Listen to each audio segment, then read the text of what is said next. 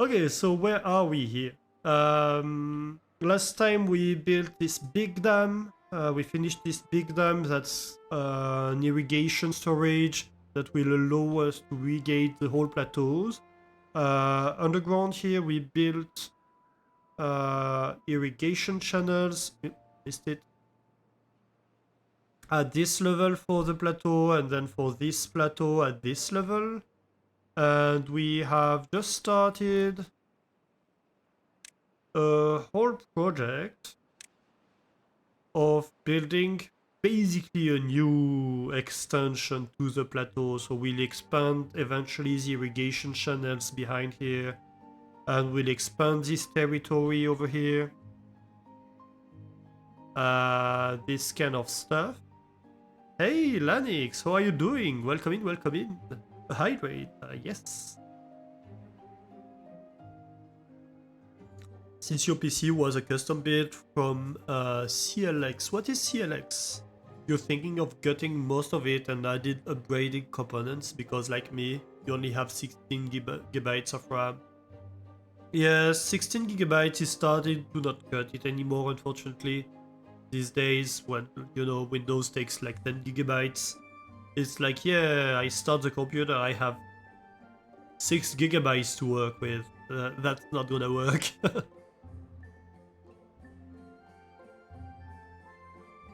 And a stretch. Ooh, yes. Oh.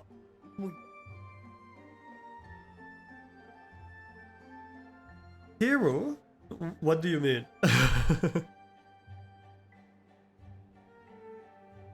Thank you for the stretch and the hydrate.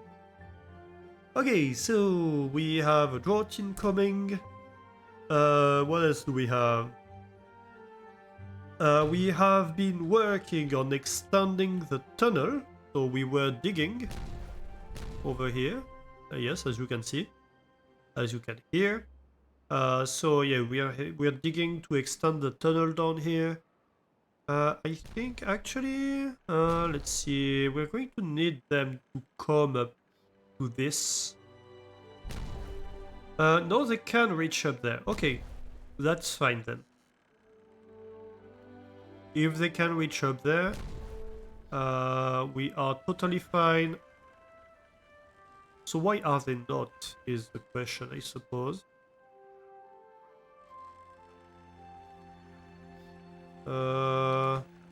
It's too far from a district, and this one was not. Why was this one not too far from a district?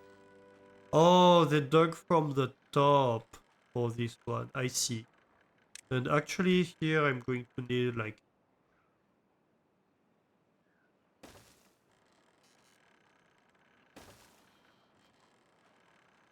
yeah,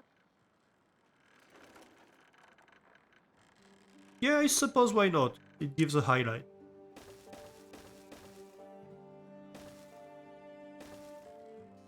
Sure, just like that. So we're digging down, but we do need to like get our paws in there. So how do we do that? I think what we're going to do here is just simply like have like something like this here and maybe 2 of these. Oh, actually just 1 is enough.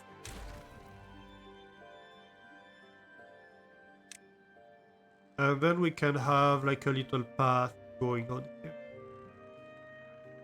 Yeah, I like this idea. This should be high priority buildings. Perfect.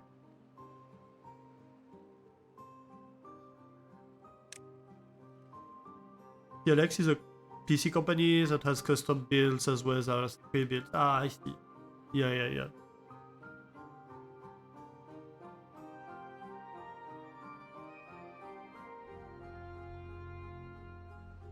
Yeah, what I did was just... So this PC...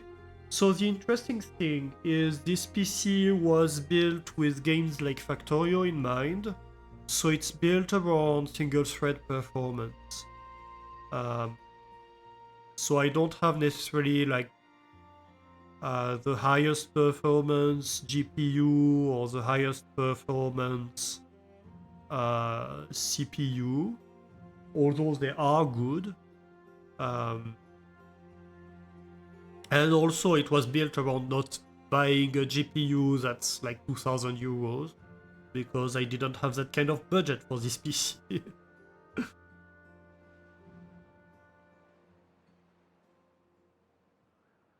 So yeah, I got something like that was in a price tag that was okay, um,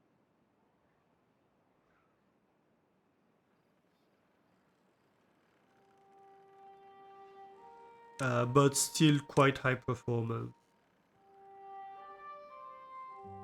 Let's see.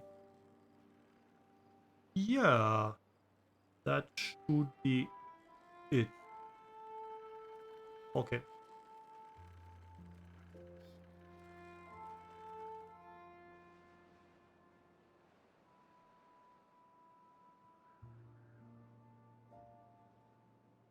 Because the thing is, I don't really play like AAA games anyway. I'm more of an indie game streamer and gamer initially anyway. Uh, so yeah, like there's really not much of a point getting like the super high-end GPU if it's super expensive. Here I'm thinking maybe we put this one. So let's see.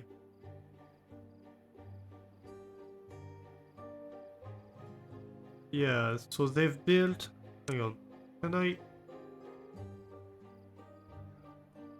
No, I can't apparently. Yeah, so they've built pretty far in here. So I think we start getting like these ones in.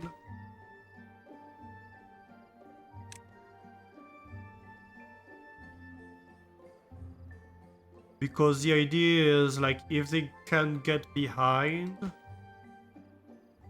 we don't want them to get too far behind.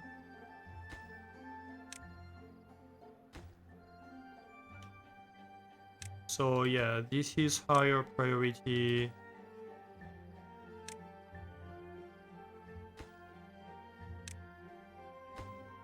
I think in general, this whole row is higher priority than the rest. That way they don't get trapped.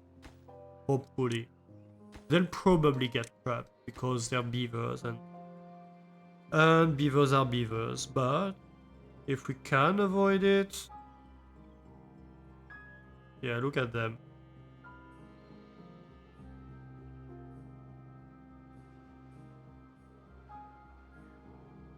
Happily getting trapped.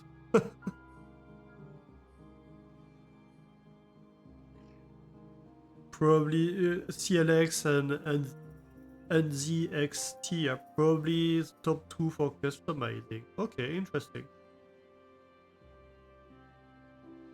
Yeah, I just went on PC Parts Builder and like picked parts that went together and seemed interesting in terms of performance. Like, why are you building the buildings from behind? Don't do that.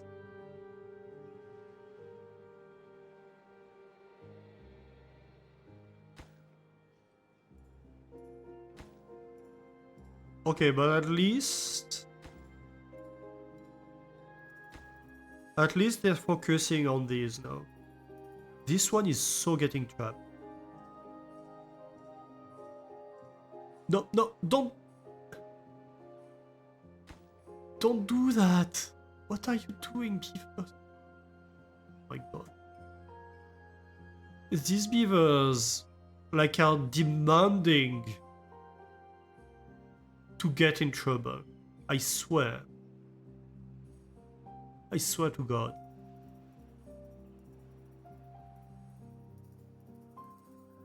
Okay, don't get through. My god. Yeah, they're so getting trapped. Like, look at this one. He's getting inside to lock the thing.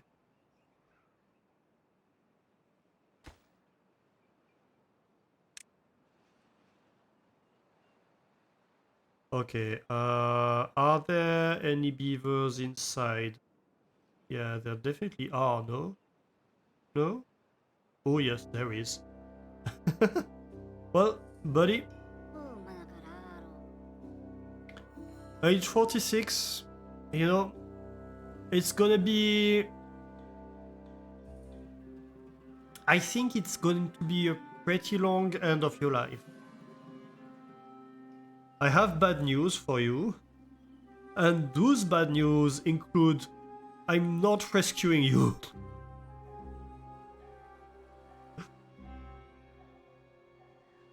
You've never seen this game before. Oh, so this is Timberborn. It is a colony building game, but with beavers.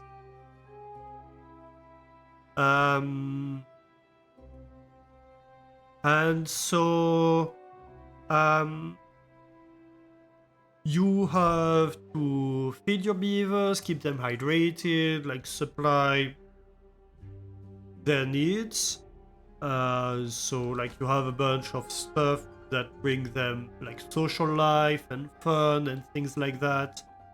So you have a well-being rating of the beavers. And to build that stuff, well, you need to grow food, you need to make trees grow and all of that. And a very important part of the game is water management. You can see that you have a bunch of areas that are completely bone dry and with dead vegetation and stuff like that.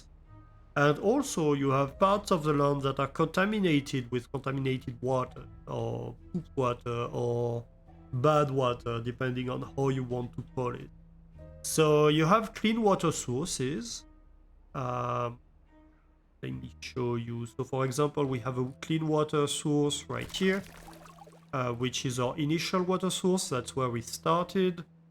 We have a water source like somewhere underground in here.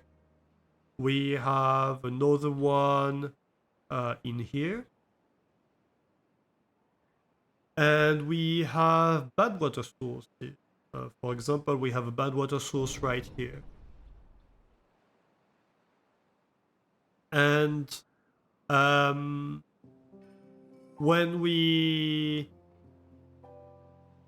advance through the game, you start having droughts. So for example, right now we have a drought going on. So if we take a look, where would that be? For example, we have, I think, a bad water source right here. And normally, like, it produces bad water, and all of this is filled with bad water that's going down here, etc.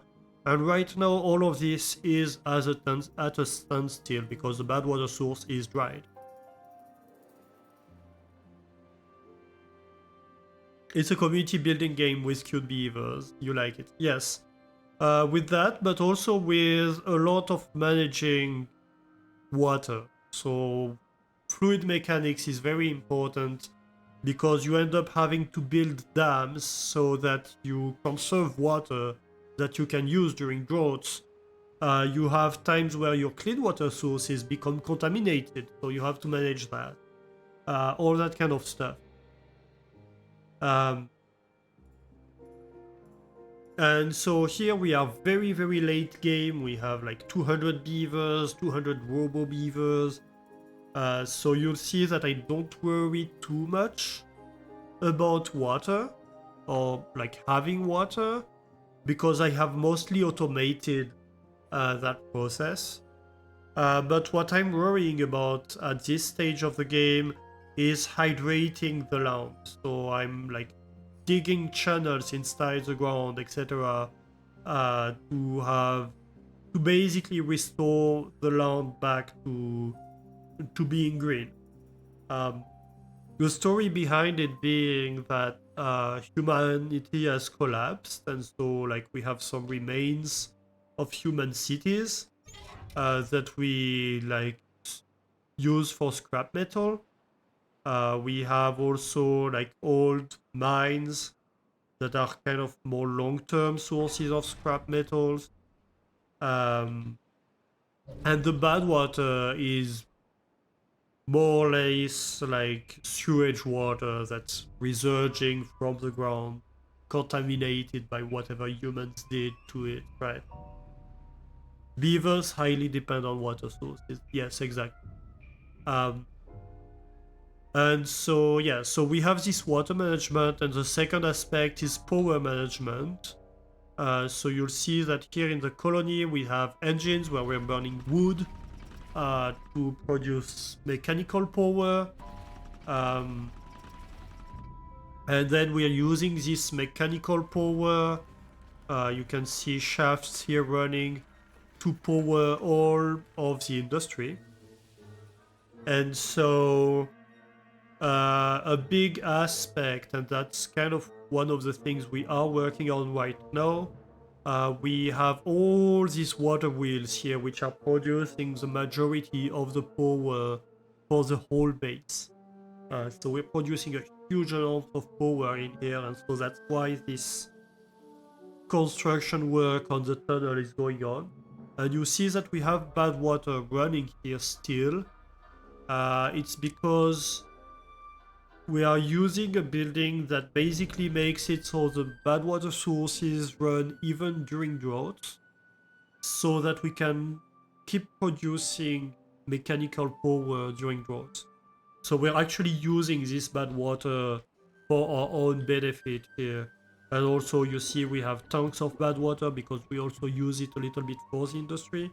So here we are pumping the bad water.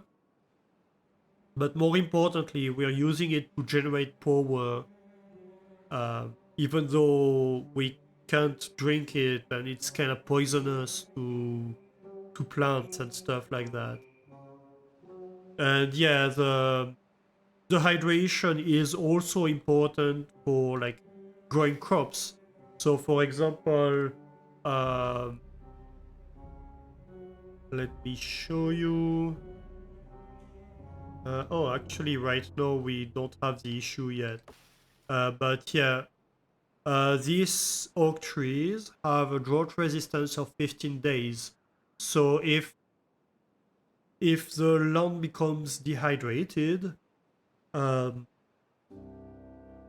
for 15 days, the tree just dies.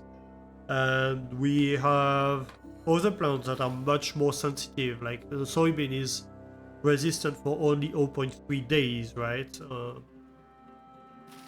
The eggplant is resistant for 1 day, the canola 0.5 days. So like a big a big problem to solve for the colony is not just having water in storage for the beavers, but also having the land hydrated, so we can keep growing plants and they don't die during the drought. Hydrate. Hydration is also important for streamer and chatters. Yes, cheers.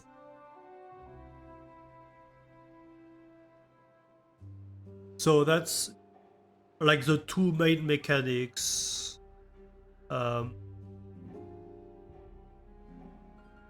around the game is like, yeah, hydrating like beavers and plants and generating power for your industry basically. And then it's logistics on top of that, of course. So yeah, that's basically what's going on here. And so here I used to have like a river that went through here, and like this was a big canyon. And you see that I basically terraformed the whole thing here.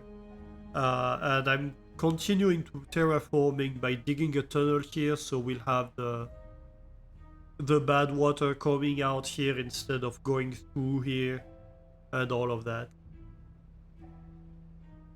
It's more complex than it seemed at first glance. Yeah, a little bit more. But it's not a very complex game. I'm playing in normal mode, and honestly, it's not a huge challenge to play. I hear that in hard mode it is challenging, so we might try it in hard mode once we finish with this save. That would be interesting. Apparently hard mode is very hard when normal mode is just I'm building. I'm building stuff. Okay, so no, yeah, so beavers love to get stranded. Do I try to save you? I don't know that I should, be quite honest. Maybe I could.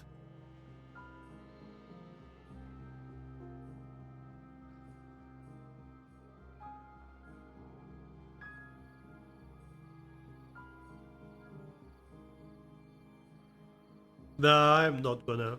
Like, you're on your own. Sorry. Sorry, beaver, but it is how it is. In this case. Okay, so here we are building from this side. These are all able to be reached, yes.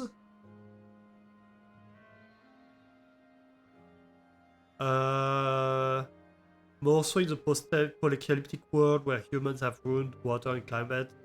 Seems like that as it. Yeah, yeah.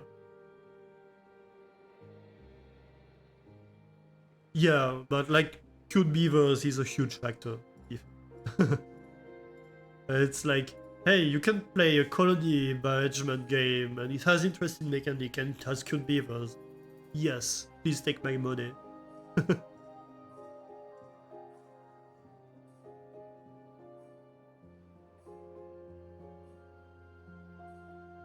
Okay, and another thing we do have, and I should take a look at it, is we have a big underground transportation network that we are building. So how are we doing? Ooh, thank you for the bits. Thank you, lady first.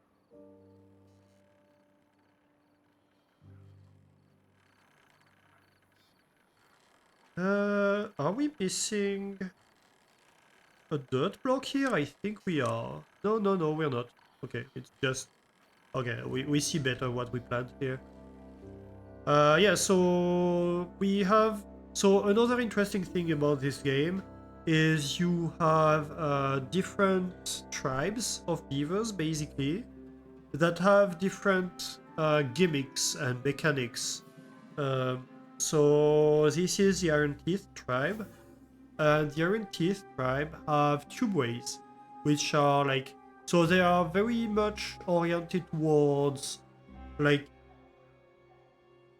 industrialization, basically. And so like they have tubeways which allow them like fast movement underground, whereas like the other tribe is more oriented towards nature stuff and has like more efficient farming and stuff like that, whereas these ones have more efficient power generation and stuff like that.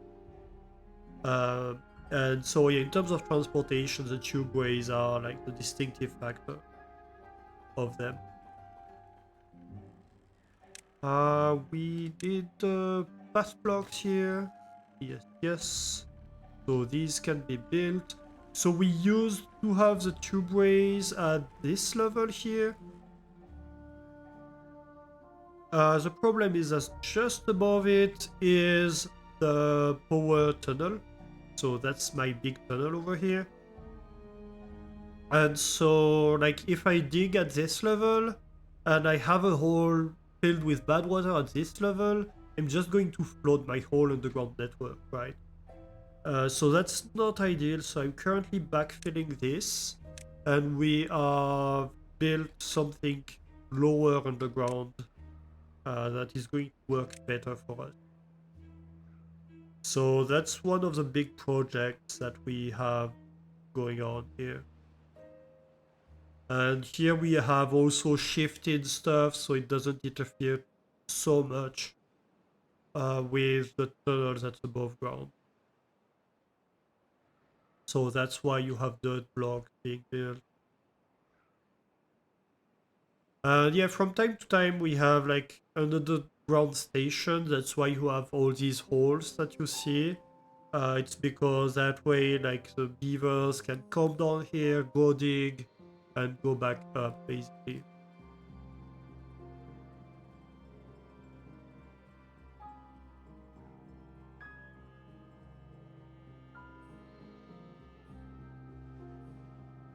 So, yeah, the main big project here is right now the terraforming project, to be honest. And the other big project that we do have going on is this building, the Earth Repopulator. We are like more than halfway through, which is absolutely amazing. But it does cost a huge amount of treated planks and metal blocks and all of that.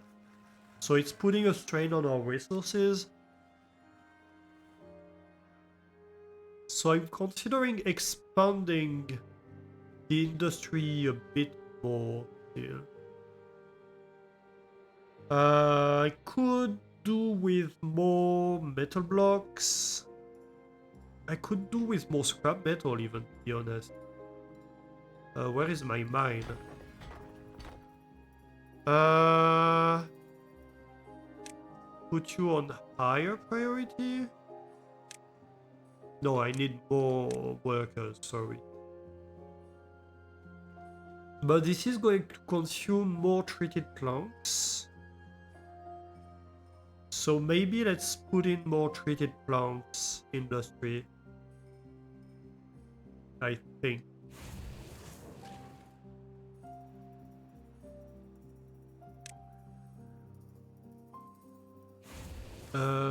Yeah. So wood workshops. Let's add, let's say 2, and we need to bring power here. So let's have a little bit of a power shaft going from. That's nice, I think.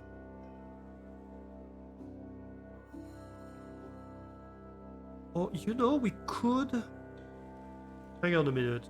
That's going to be like more long term if we do that.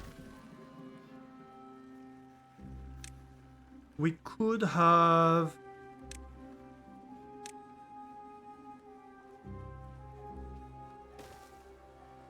Yes, I'm going to do that. So let's build a platform here. And then we can transmit power through buildings. That's a very core mechanic of what we're going to do here. We can have a vertical power shaft here, and just like a power shaft right here and right here.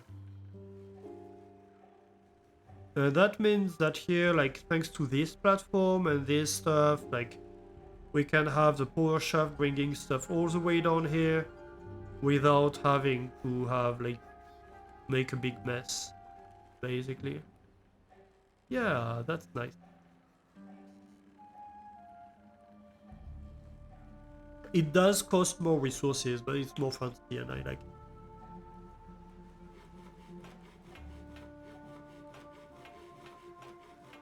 Why is this lit up and not these? I suppose because it has no workers? I might reconvert a builder's hut to normal beavers because I have 4 vacancies for both. So let's do that. Right, so this one is complaining that it lacks power. That's fine. A bot is out of energy. Where is that? Oh, that's my stranded. Yeah, that's a stranded bot. We don't care about that one. We don't talk about the stranded ones.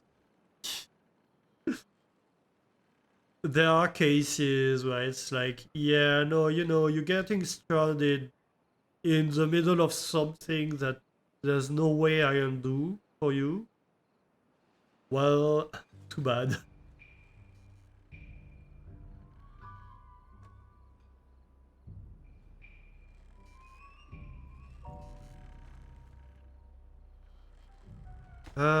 This is really getting there. I like it. In terms of well-being, what can we improve? We could have more access to campfires. How can they not have access to campfires? I do not get that. More busts lying around. And these ones I don't get how they can be like, oh, I don't have access to it. Like, I have so much access. Like, look at that, the campfires, they are... Like, there are campfires not being used at all. How can you claim you don't have access to it, to that? I don't get it.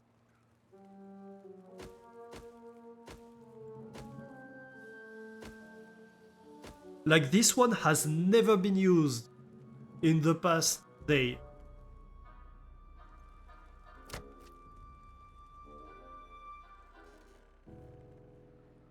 I suppose I could... But these ones are barely used as well. I don't understand. I could decorate a bit more, that I could.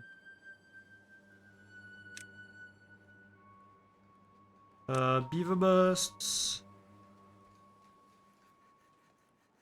You know, maybe a nice little bust around here wouldn't be a bad thing.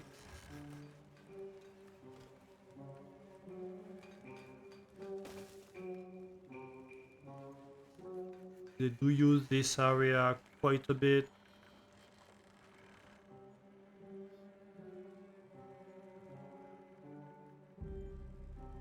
I could have dust on top of this. Yes.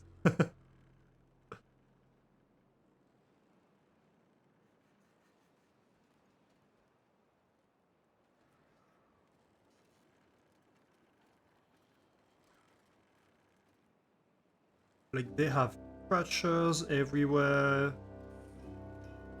I really don't understand how they can be lacking any of those things. Ooh, a bell that rings. That would be fun.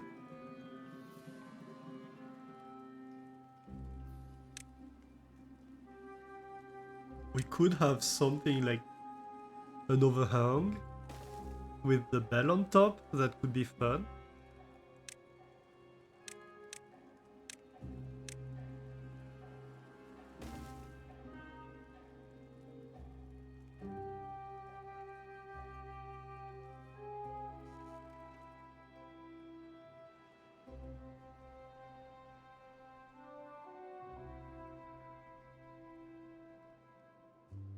And maybe another decoration next to it.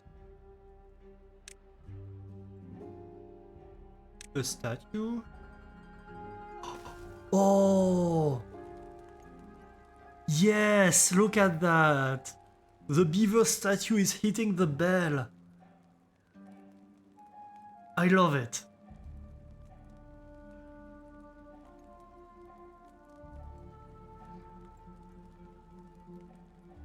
We are so doing that. 2,000,000% yes.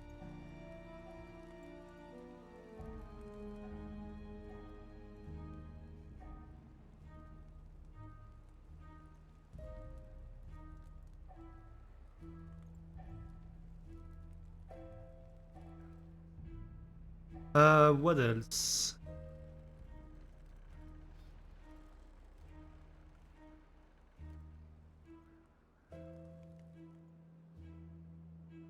Well, we could extend this so we have more capacity at the end and at the start of growth, you know.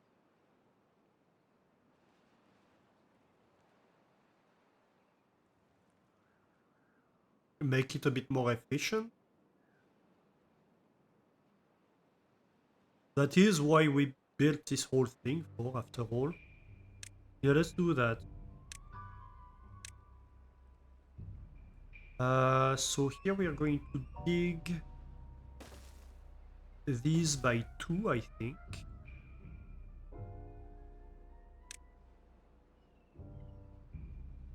And then we can dig like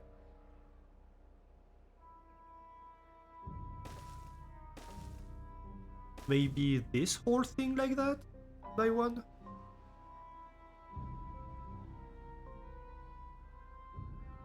So how are we going to handle it?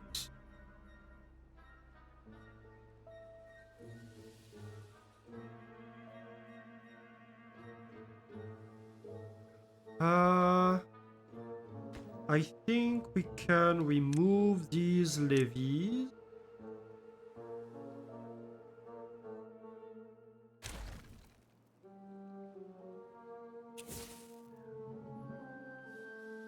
We are also going to dig these.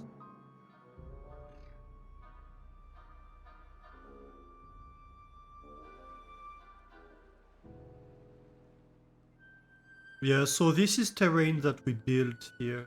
This overhang, this little tunnel. These used to be separate just like that.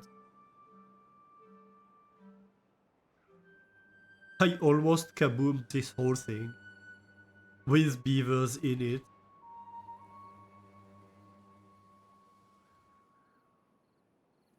I swear I didn't intend to kill them. It just happened.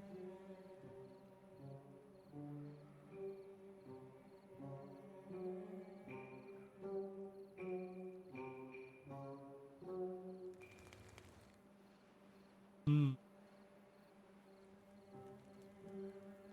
I think we have also to like remove these because we do need to dig this terrain. Can you be accessed? Yes. Okay, this whole thing is fairly high priority actually. I'd like to have it finished or like on the way to be finished before the end of the dry season. Have a great night, Kaz. Thank you for joining in.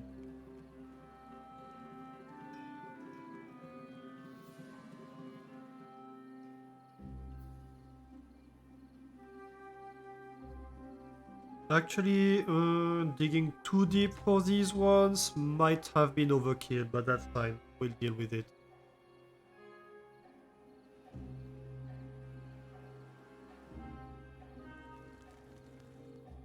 We can already kaboom that.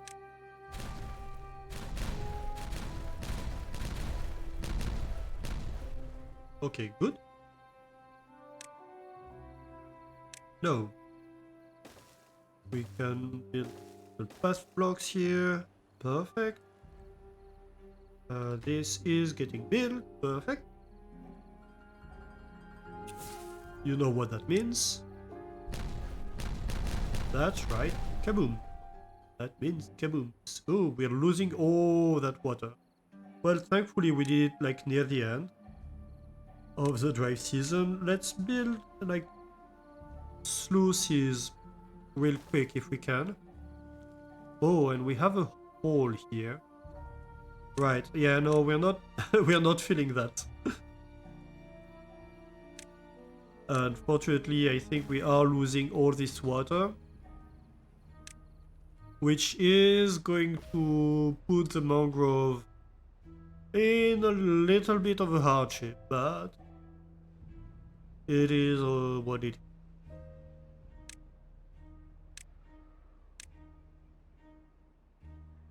Probably want a sluice here. I we're probably fine. So these are closed below 1% contamination, right? They're only opened whenever the water is contaminated.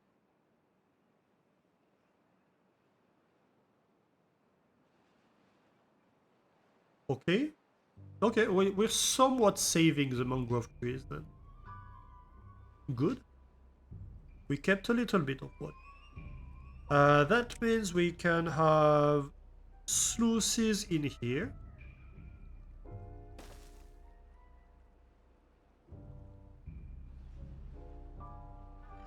And so we're going to have much more capacity to deal with uh, clean water rushing back in at the end of the dry season, right? Thanks to that. And then we want dams, just like that.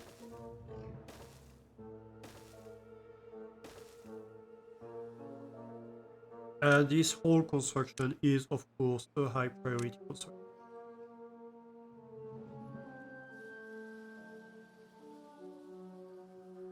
Right, so these are opened if the water is clean and this channel is not full.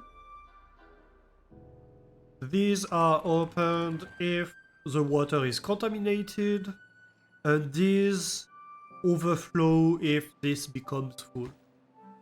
So if the water is clean and this is full, then the water will fill in here and overflow. That's basically what's happening. Cool.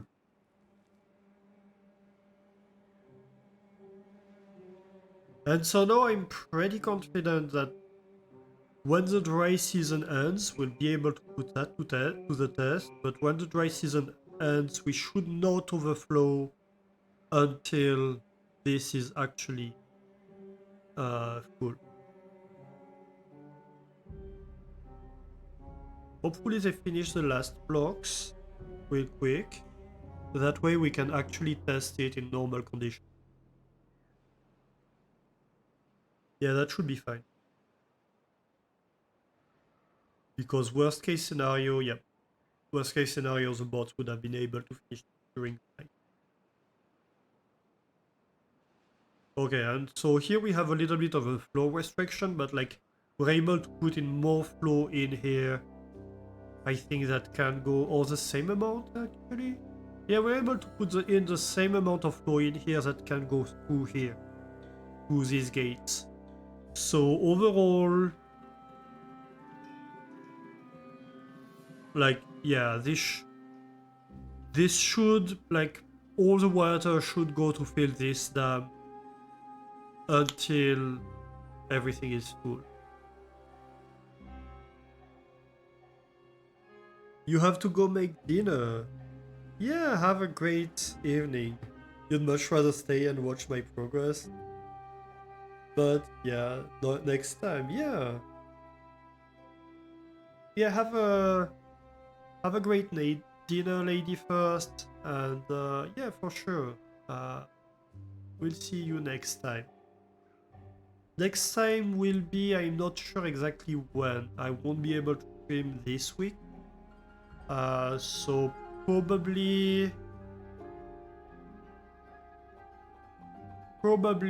next Thursday is my guess.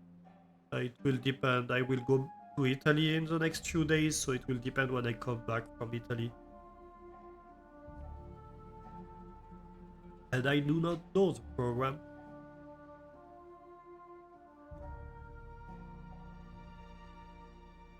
Not yet, at least.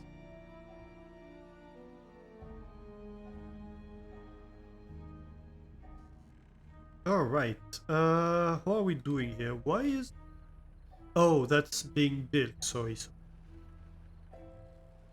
Of course. Why are they not building these? Uh, well, they should be.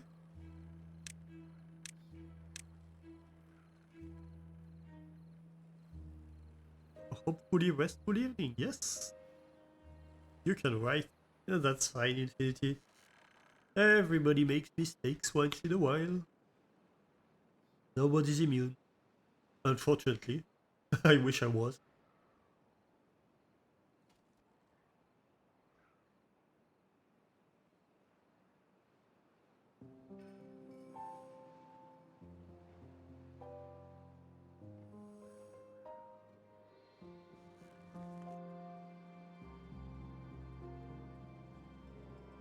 I'm beeping. Why am I beeping? Let me check. I've been beeping furiously.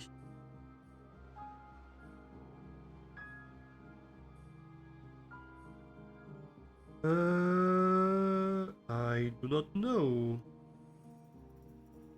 I suppose because like my family is making the program for the Italy trip.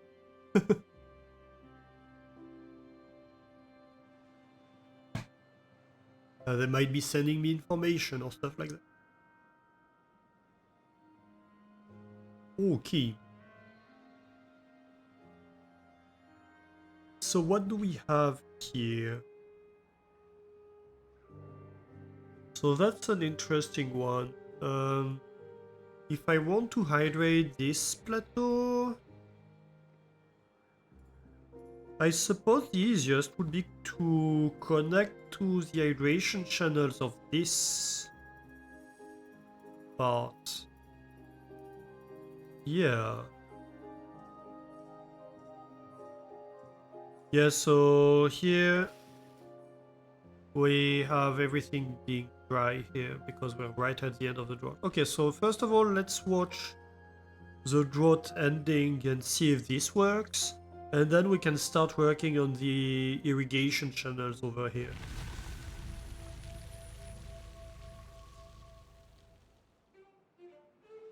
Okay, so let's see here.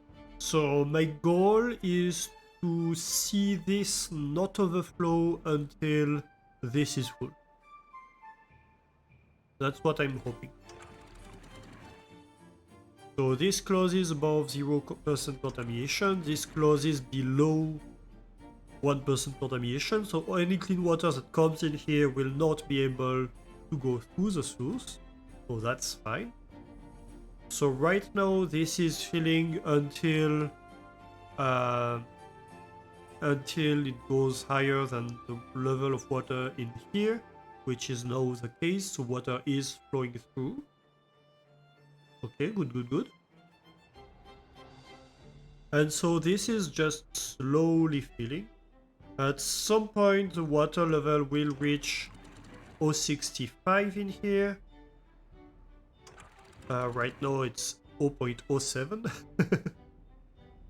And when it reaches 0.65, then the water will start flowing overboard, and we should start filling this. And hopefully we have enough flow through this whole thing that this will be able to absorb everything generated over here. Which I think should be the case. This is starting very slow.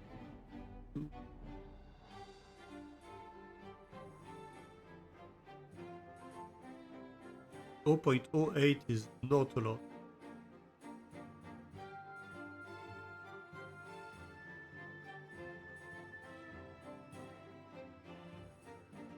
But it's enough for them, so that's good news.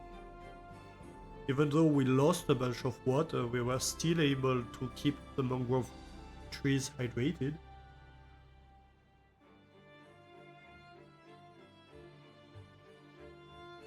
Alright, so we're starting to actually flow a little bit. We're still quite far from overwhelming the floodgates.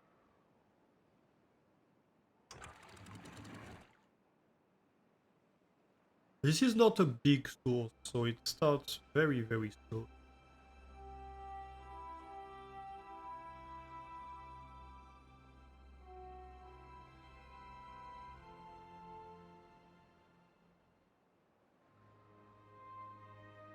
Come on. Downstream depth 0.2.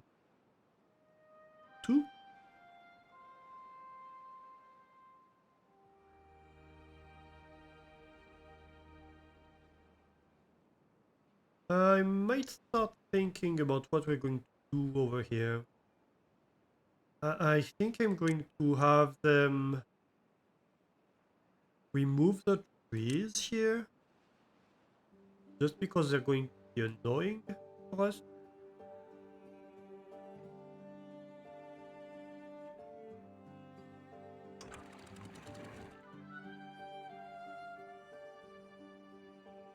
Instantly you have dozens of beavers coming in. Yep, yep.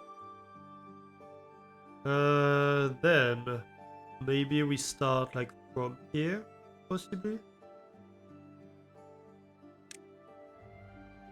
So we're going to have like a little bit of an explosive entrance. We're going to need 2 deep.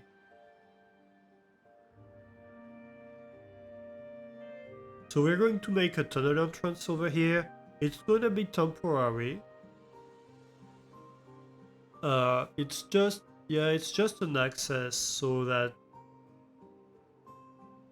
we can start building the irrigation system in here and not worry too much about the rest, and like we can reconnect down there without problem. 055, we're getting there. What's the level here? 065. You can do it. 0.6. So when the downstream depth reaches 065, we should shortly after see these start overflowing.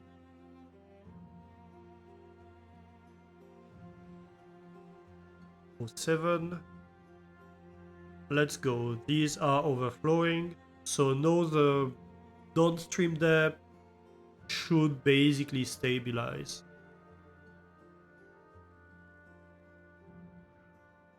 Yep. So it's going back down. 077, 076.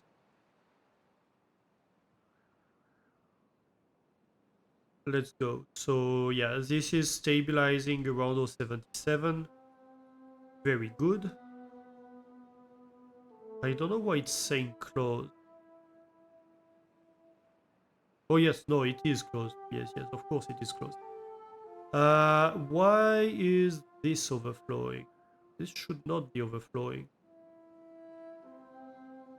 I think because not enough margin, possibly?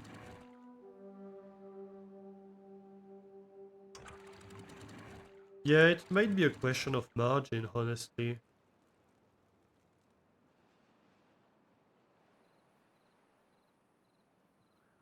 Okay, so we can build this up if we want, then.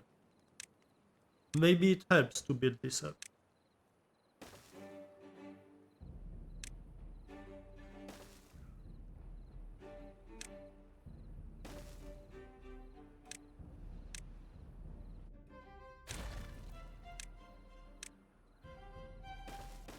I think it's going to be a margin issue.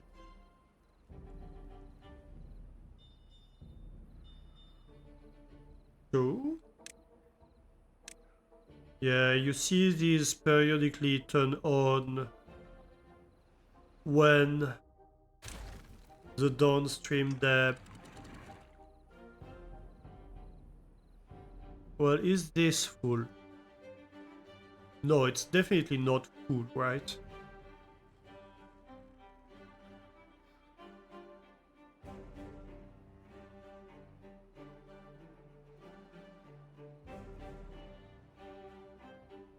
Okay, other problem. These detailers are in the way. So I think we should remove them and like move them somewhere else, maybe here. So let's have 2 detailers right here. You are detailing with my logo. And these can go.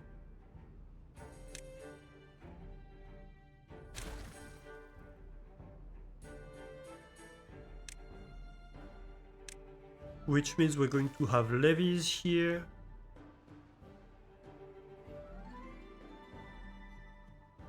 And I'm going to go and like build this whole thing up. Very good.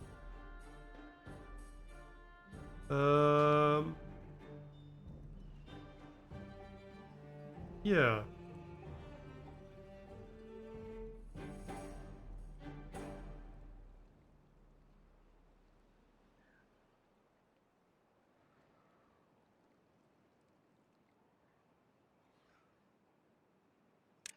And we can slightly change this. So we have a staircase that goes here and like that.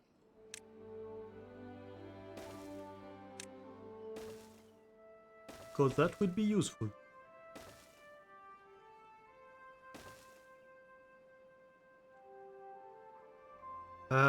These are built, so I can remove. Come on, how did you...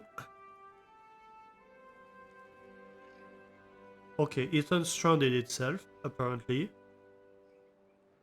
But still. Beavers, please. Please stop being silly like that.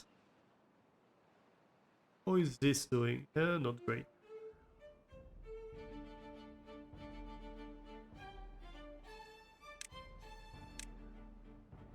Let's remove the path right here. So we can build the levees right here. And the path back. Okay. And of course we're going to need to raise this. I might even... You know what? Yeah, I'm going to dig these 3 blocks so I have more water capacity in here. It's also gonna help a little bit make it so like a certain volume of water change, it has less of an impact on this whole thing. And another beaver stranded. As you do. As you do.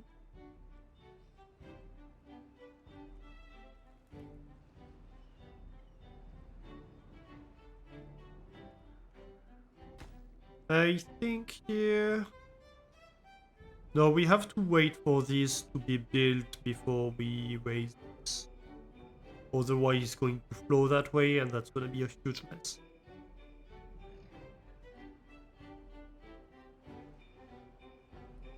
Right, little bit of kaboom setup. Let's go.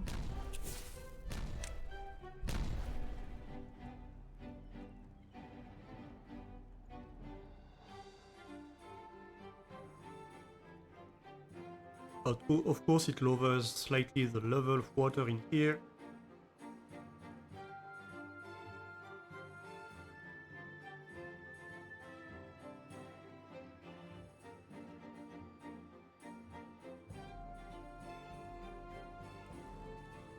And this staircase should get removed. Which means I do have a spot here that can be like anything I want. What do I want it to be?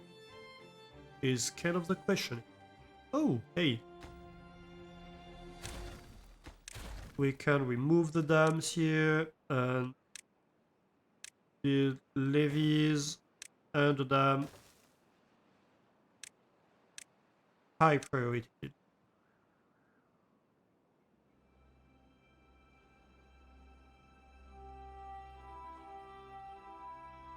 How are they accessing the stuff here? Oh no, they're just picking up. I see, they're just picking up the stuff that's down here. Yeah, that's fine. The contamination is crawling back up the water. That's kinda scary, to be honest. But yeah, I don't understand how, like, 5 sluices and followed by 5 floodgates are not...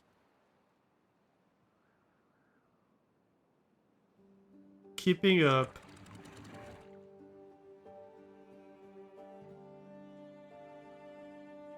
With 2 source blocks.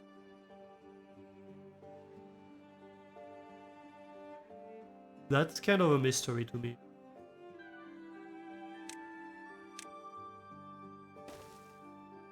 Of course, we need to close back the path above it.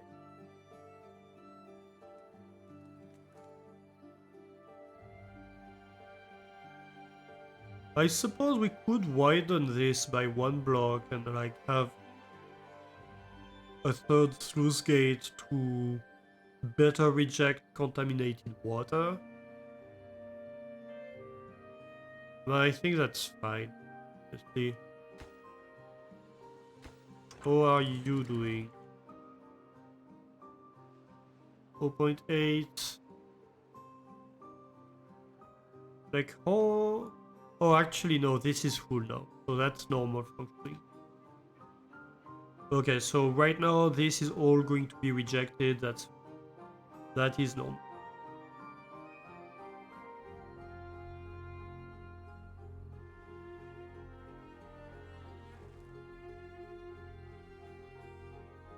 Okay, good. Tunnel is built.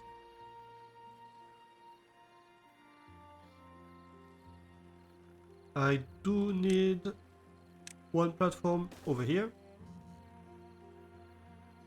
Oh, and a dirt block apparently above it.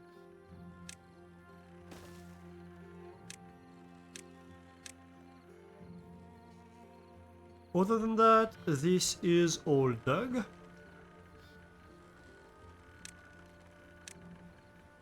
So we can remove this whole layer, yeah, and nothing else is being destroyed, perfect.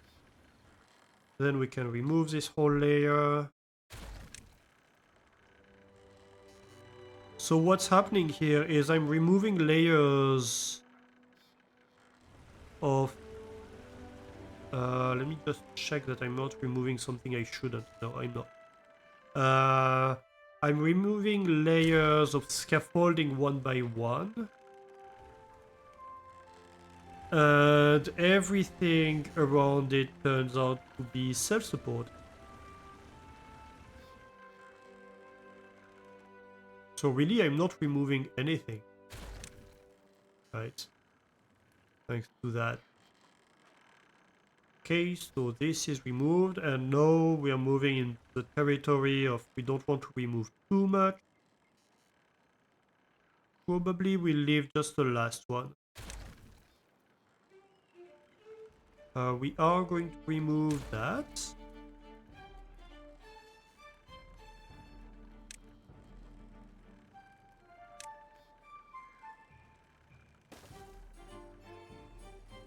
This path block can be removed. And yeah, we have a path that connects to the front. That's perfect.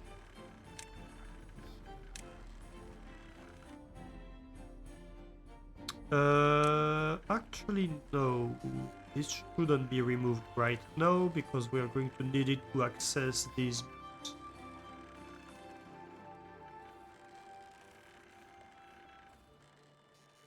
Right here we should build a power shaft on the side, which is going to be like the rest of the main power shaft, right? Okay, so this I think is ready for opening. Yeah, that's ready for business. No, actually we are going to remove this scaffolding.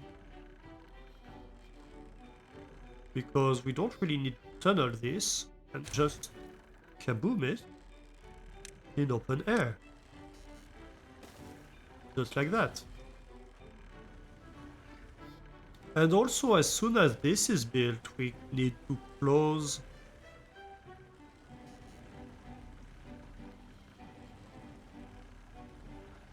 the tunnel over here. I think I'm going to wait for this to be open before I mess with this. But yeah, that's my tunnel entrance. Nice. And so very soon we'll have bad water coming out over here. Going this way, I think we need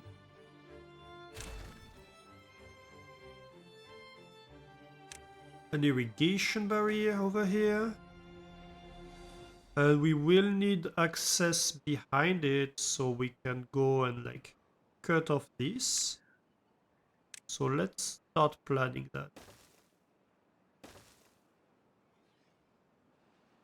Probably these.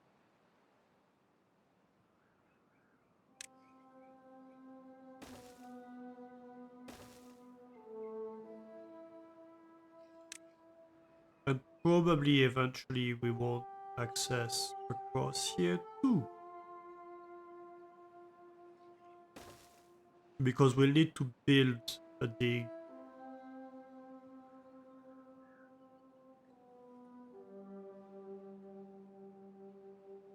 Oh, they can work on these. We can't build path blocks on top, but they can work on it. Interesting. So I didn't really need the platform. I thought I did. My bad.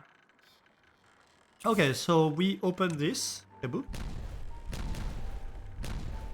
Nice, nice, nice. So this is getting filled with dirty water. That is fine. What kind of impact does this have on the wildlife over here is the question. Is this getting contaminated? Yeah, the contamination is seeping through a little bit. So I think I need maybe another contamination barrier right here.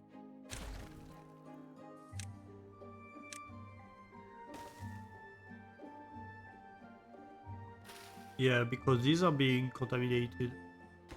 And maybe even here. Oop, not this, sorry. Irrigation.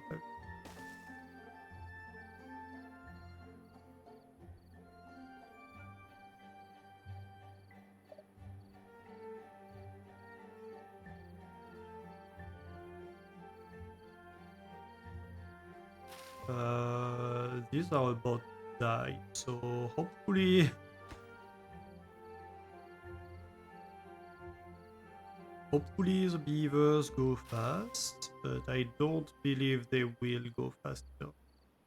It's fine, technically. I might need to add dirt over here and like to avoid contamination over here.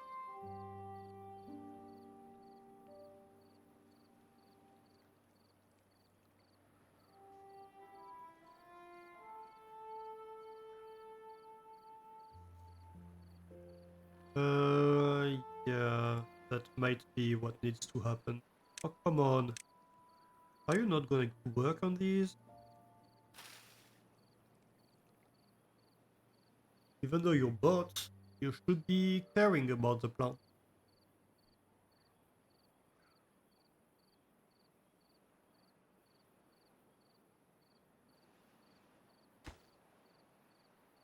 Okay, irrigation barrier is going in. Yep, and that's that.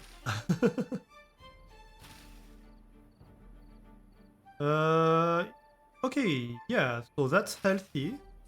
That is still contaminated. No, that's healthy as well.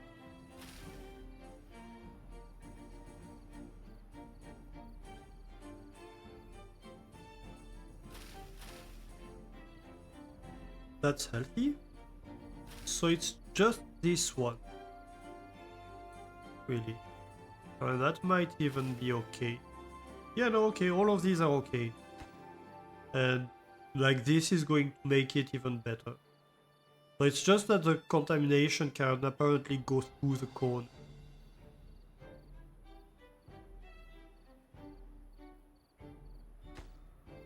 So it can go supposedly 1, 2, 3, 4.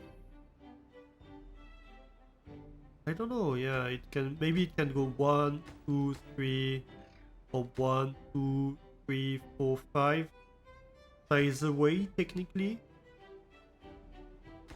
And this would be like 1, 2, or 1, 2, 3, 4, 5 maybe?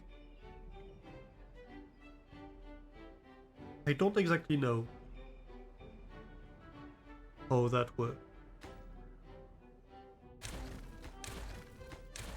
Then we remove these.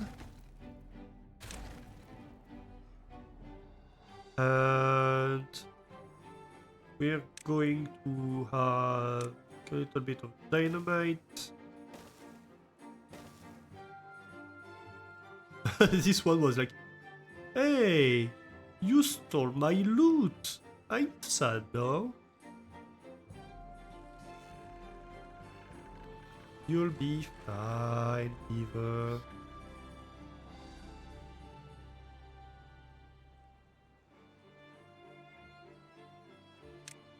Okay, but now I need platforms if I want these to connect.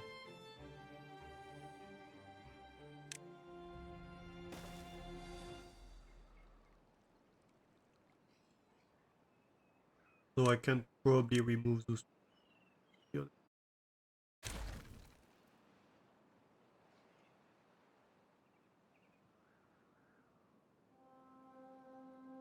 Yeah, I don't have a lot of scrap metal. How is metal doing? Metal is kinda dwindling. We're not doing great on the metal and the plank supply. The plank supply seems to be a bit better. So we might just need more metal industry, possibly.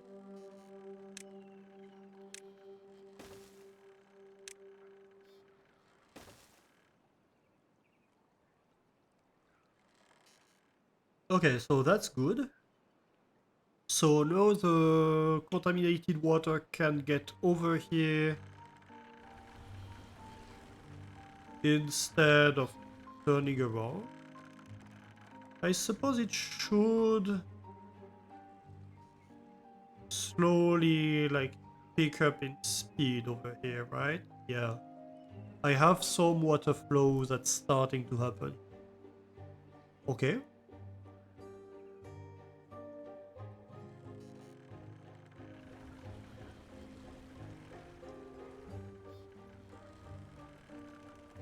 So next we take these.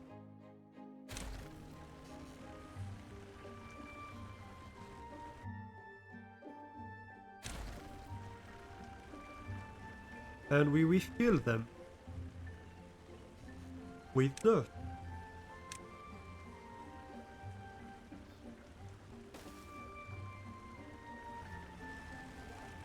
And honestly, we probably do the whole thing here.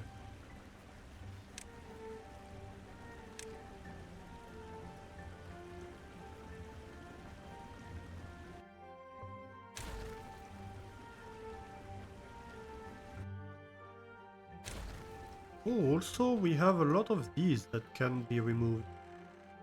That's going to be a lot of treated planks. That's going to be great for my supplies. Beavers are going to love me for that. Although they will need a little path block to help them with that.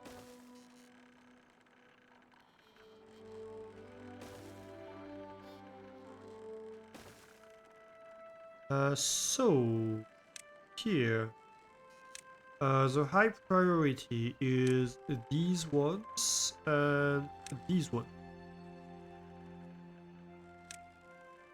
Oh, and also one here. And this one, high priority. Let's go.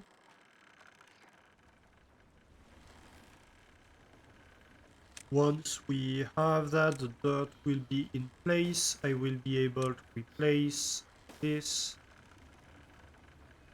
Yeah.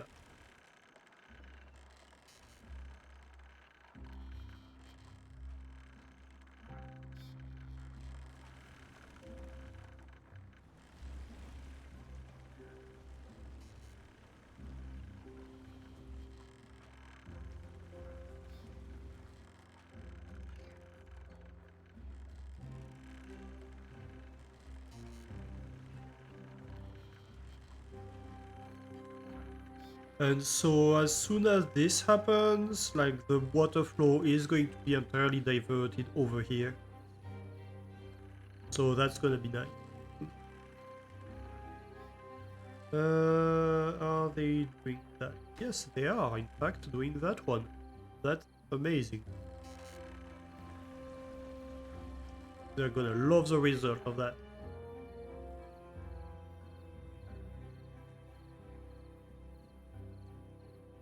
Well, provided they don't just bring the supplies. What are your jobs? You are builders. Okay, so it's not haulers that are doing that. It is in fact builders. I wanted to check. Okay, one tile left here.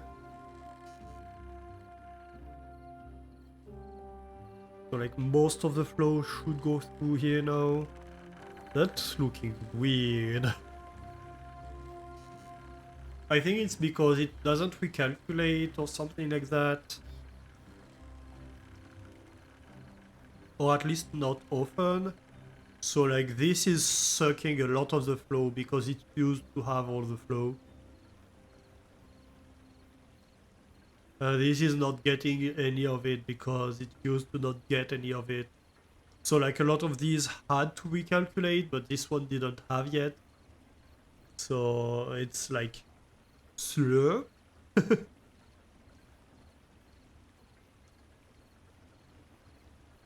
Let's go. And know it had to recalculate, and now it's like, oh, actually, I can just go straight.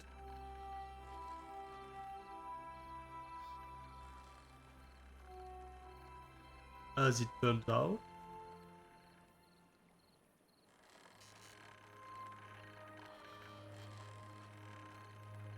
Okay, and so now we're going to want path blocks over here. So the beavers can go and... maybe not that. And start working on all those dirt.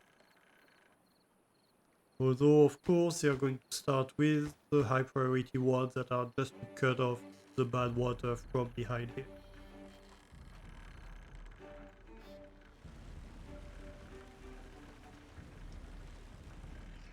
Nice. Nice, nice.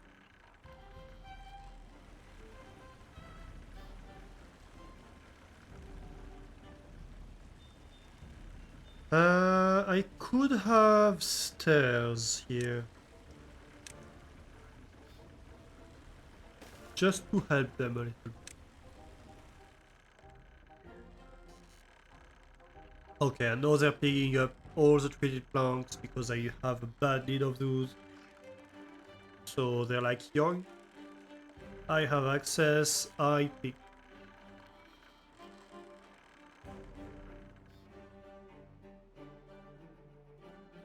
Great, great, great.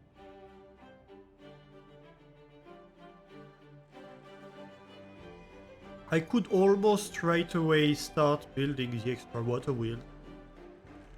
Yeah, why not? So this path block can get rid of.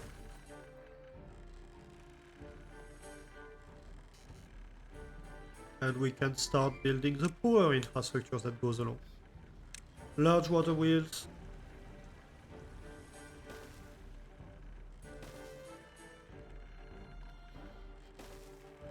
Oh, we could almost add a fourth one. We will in time.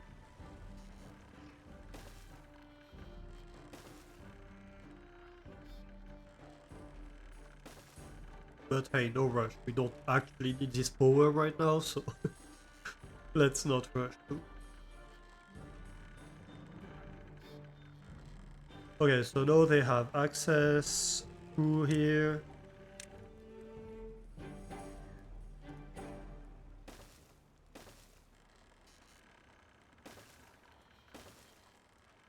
Do that. And so they can work on these blocks.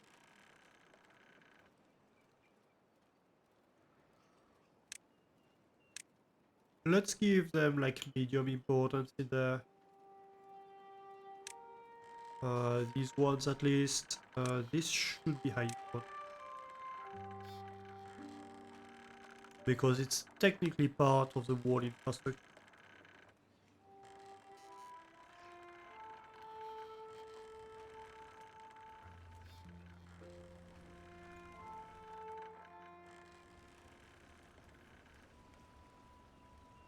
And so I think here... Yeah, let's... You know what? Let's backfill. Let's start backfilling these. That way we can build the structure on top of it. Then at the end we just have to finish these two. Yeah. Also I have some missing blocks I think in parts of the tunnel. Is there any way I can go and access them? Yes, here. So, how do I do that?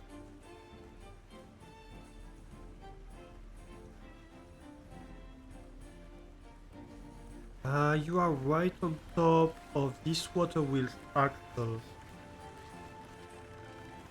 How do I give my beavers access to that?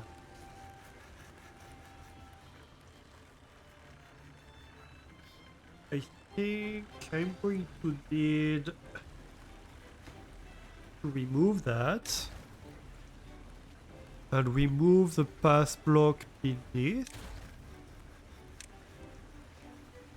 and have stairs here and here.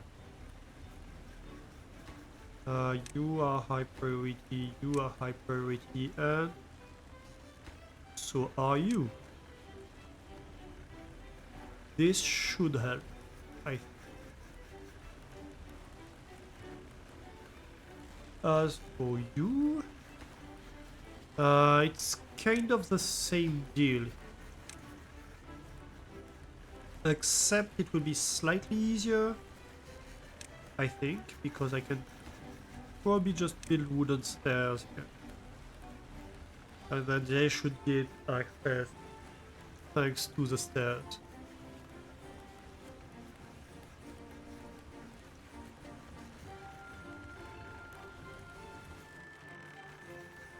We'll see. Possibly I need to do it like one further and then have a scaffolding block. We'll see.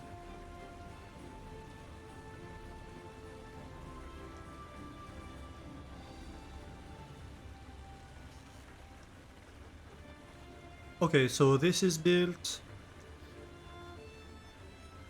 Can you build those? Yes, you can. Good.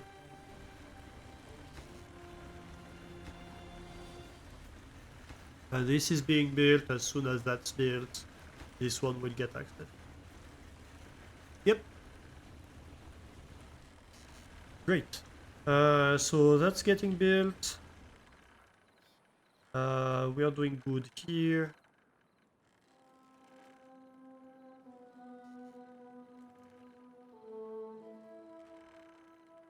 Nice. This is high priority. This is being built. This is waiting, but it's going to get built very shortly. Over here. Yeah, we're getting there. This is not getting... something like that. I think actually this whole layer.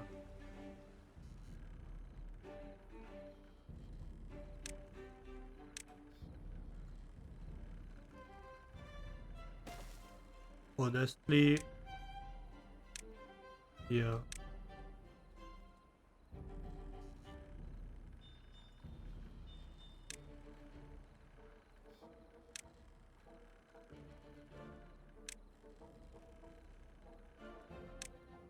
Like the most remote first, basically.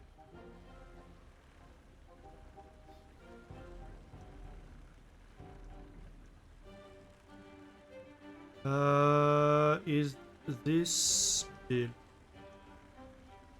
I think we got it.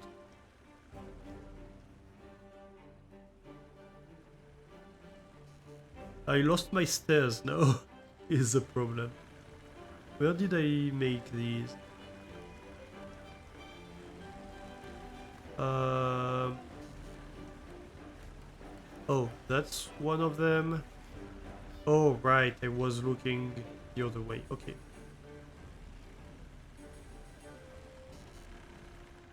Wait, is it? Okay, so that's one of them for sure. And on the other side... Aha.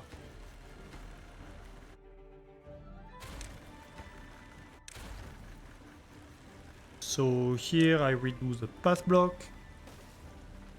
And the platforms that goes above it.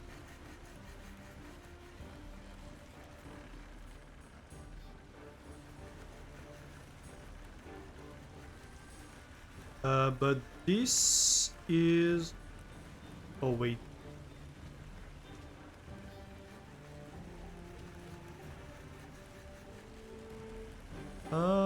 That might be temporary infrastructure too.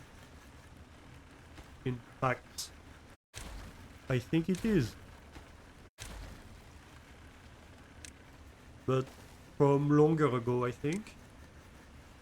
It's bedtime for you. Have a great night, Estifa. And you're welcome. Thank you for being here.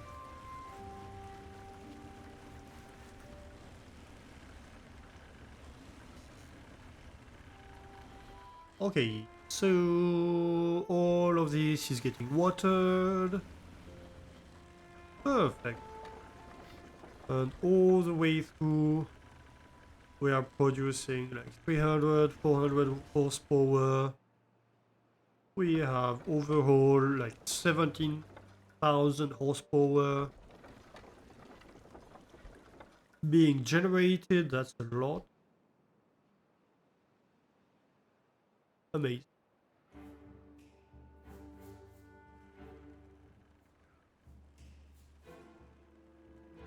One thing we'll have to consider in here is height, won't we?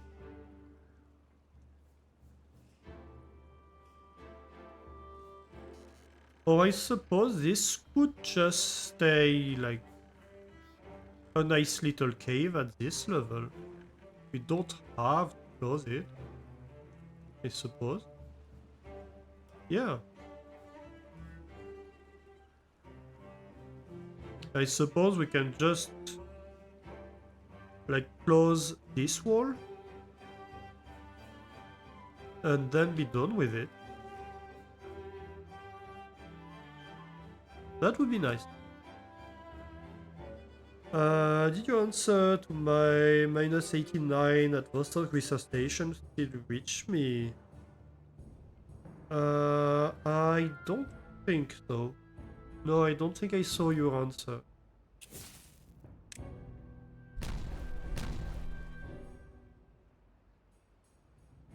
I think the last I know of this conversation was me saying it was in Vostok.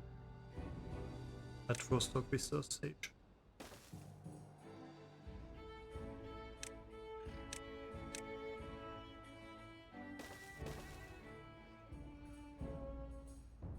Minus 89, just mind-blowing. That's below freezing for CO2. That's like so cold.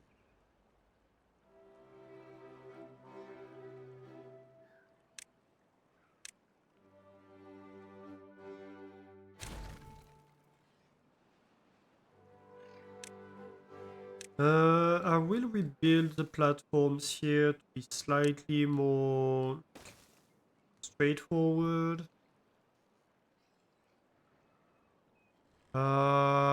Even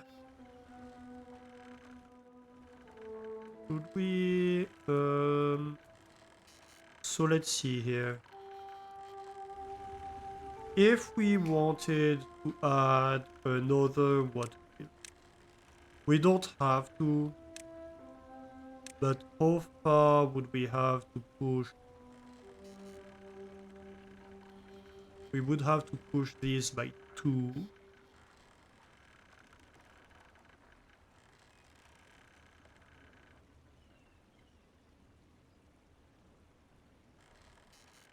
So we would have to have stuff on this level.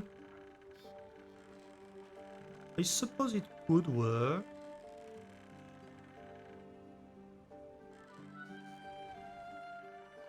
Hmm.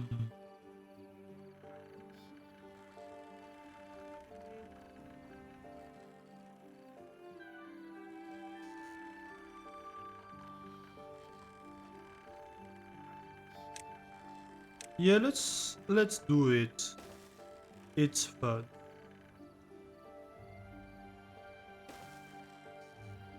So why not? This will have to be... No, this is fine being 1 high, isn't it? I can just have stairs here. I have stairs that... Oh no, I need stairs to go across to...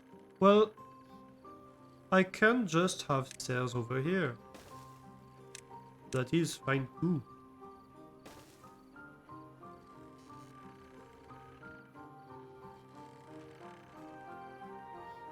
Right? And then I can just have path over here. So these blocks get removed. Of course. So this whole thing is gonna get removed. And then we remove that. Even this is kinda useless. So I suppose we can already remove these blocks. They have no business here. Yeah.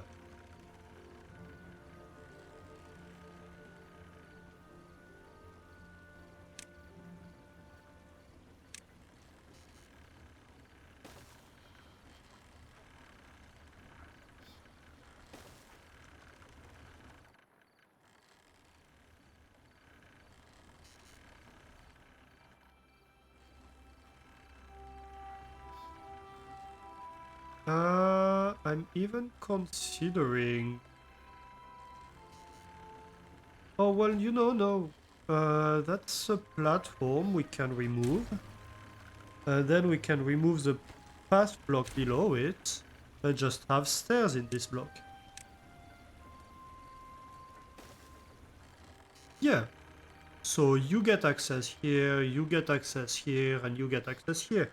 So we have access to all the service path inside the tunnel through the entrance. That's absolutely perfect.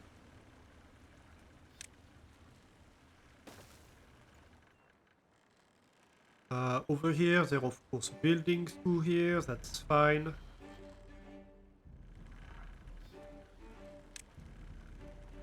Why are these not getting built? I don't know. That's weird.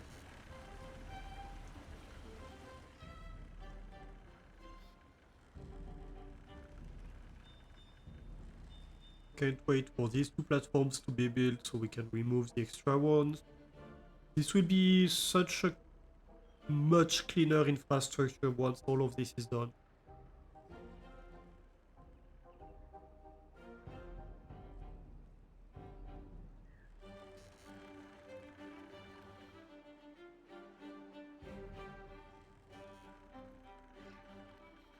And then I suppose we probably want irrigation barriers right here.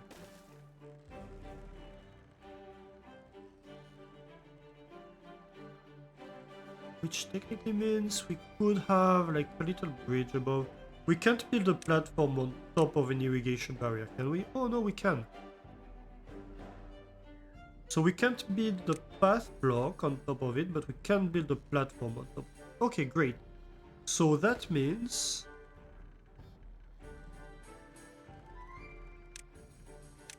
that I can remove these 3 path blocks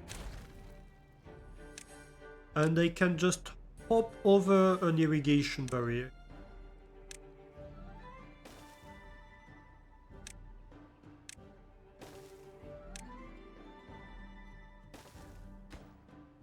This one gets removed as well, of course. Just like that. And so this will ensure that behind here the terrain is not being contaminated. Yeah, I like it. These platforms are redundant. Let's remove.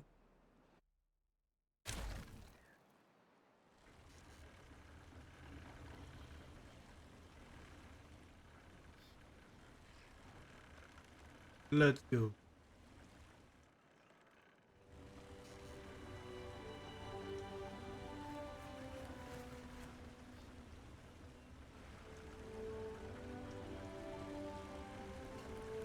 Yeah, I like that.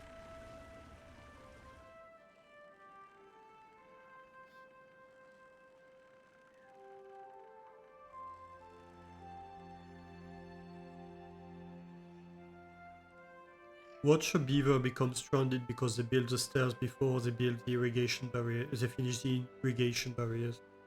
I bet that's gonna happen. Of course, before they finish this third block.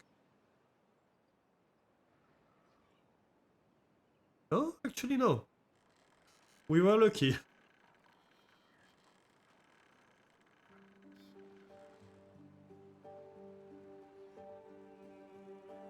Well, this is all going to stay contaminated while we have bad water in here, of course. I was wondering why this was all contaminated, but it's not a big mystery. It is no big mystery. In this case.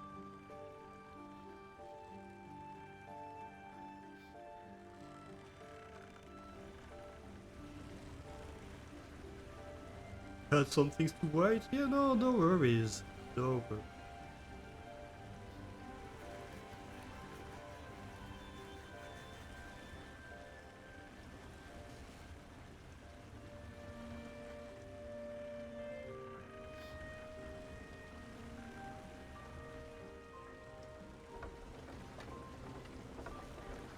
Yeah, and this is pretty much working just as well as the ones behind, right? This one should supposedly be like slightly... Yeah, I suppose this one is slightly less efficient than the other ones. But over here, all the flow is going through these 4 tiles anyway, right? So there's really not much.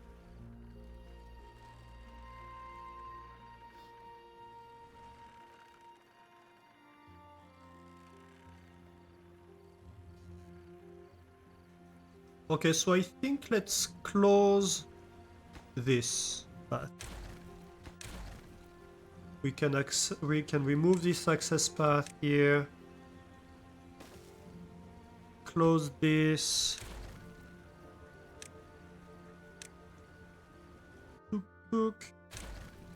And then we can have dirt being built all the way over here.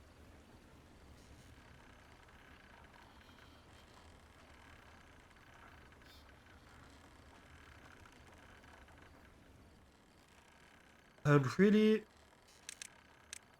we can just even have a straight path here. And maybe like that.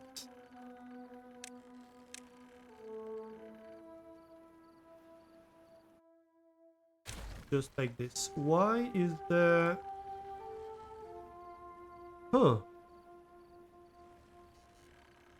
Well, I messed up.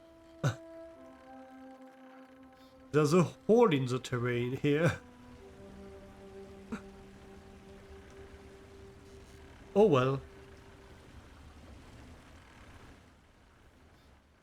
Fine.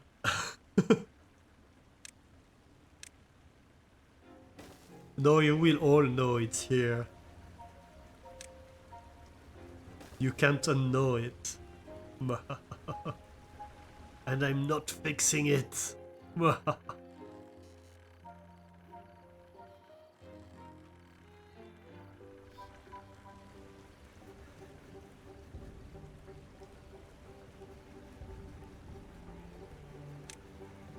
I'm just going to brush these two.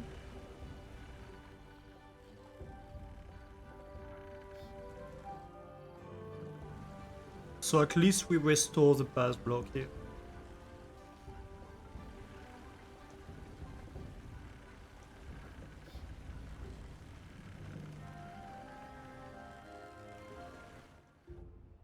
And really we could have an internal access over here. That would be okay. Like we could have one here, one here, one here. That wouldn't be... Oh, I suppose this one wouldn't work. Unless we get like this little lip higher.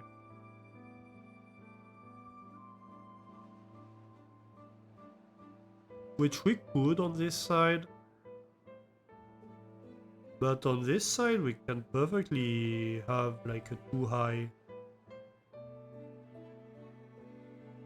Actually, there's one right below. Oh, which would be a problem. Ooh. But that's temporary, so when we remove these... Actually, we can remove that one. Right. This one can be removed nowadays. Yes, I'm going to recover that.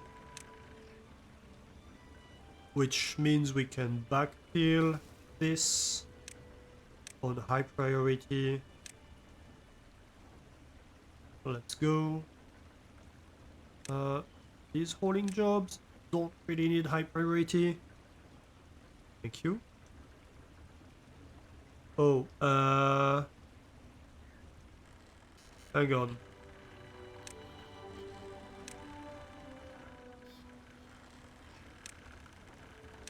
Yes, this is too high. That's a good point.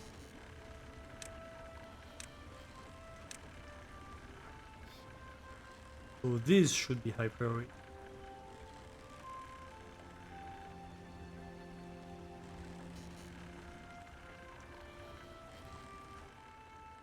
How much do you bet the beaver's gonna get stranded in there?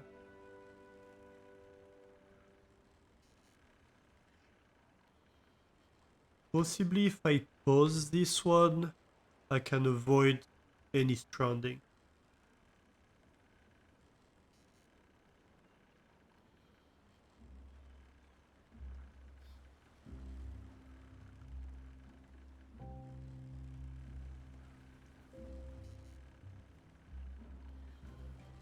Okay, and so here I can have like an opening here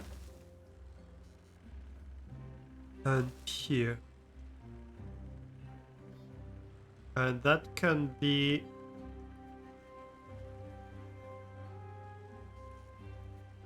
my little access.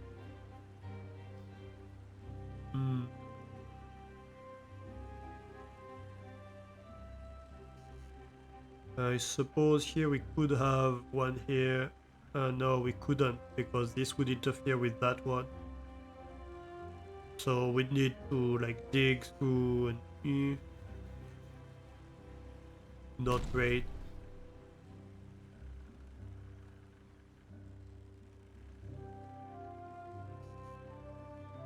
Yeah.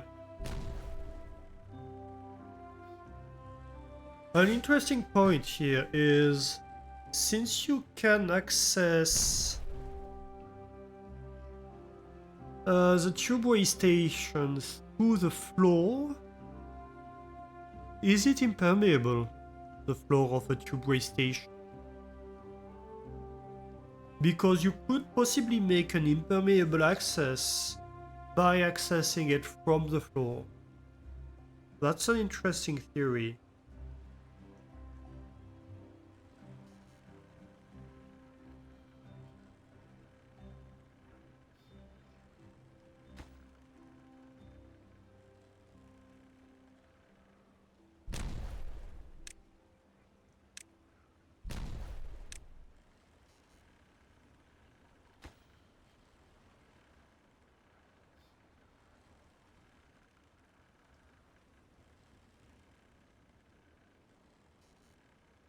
Not sure what you wrote, but the last thing you mentioned was that, if you remember correctly, you can have a domain with a purely remote presence in Antarctica.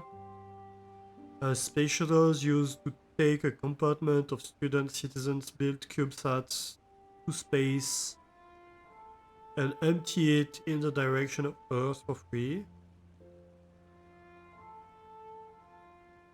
You can do with that information what you want. I don't see what you're getting at.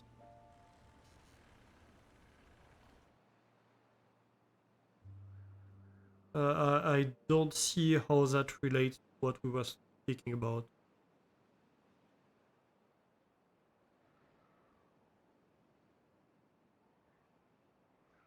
It doesn't really help even if the space shuttles did trips because the sats have burned up on the way down. Yeah. Like, yeah, I suppose you could imagine like dropping, or even like with balloons or something like that, dropping sensors, remote sensors in the middle of nowhere, Antarctica. But like I was talking about temperatures measured at a base that is inhabited, right? That was my point. Like it wasn't like in a very remote place in the middle of nowhere. Uh, Also, you have to contend with your remote sensor would have to contend with elements. Your remote sensor would have to generate its power, survive the extreme temperatures. That would not be an easy thing to just like build something and drop it in the middle of nowhere, especially in Antarctica where you have like super strong winds blowing snow on top of anything you have there. Uh, it's extremely cold, which would kill most electronics. Uh, you somehow got from the temperature question to getting an AC domain. Was just the plan of how to do it. But it doesn't really like having a domain in Antarctica doesn't really matter. What matters is where you measure the temperature. Hey Rainforester, how are you doing? The river rat, yes, yes, yes. We are building with beavers.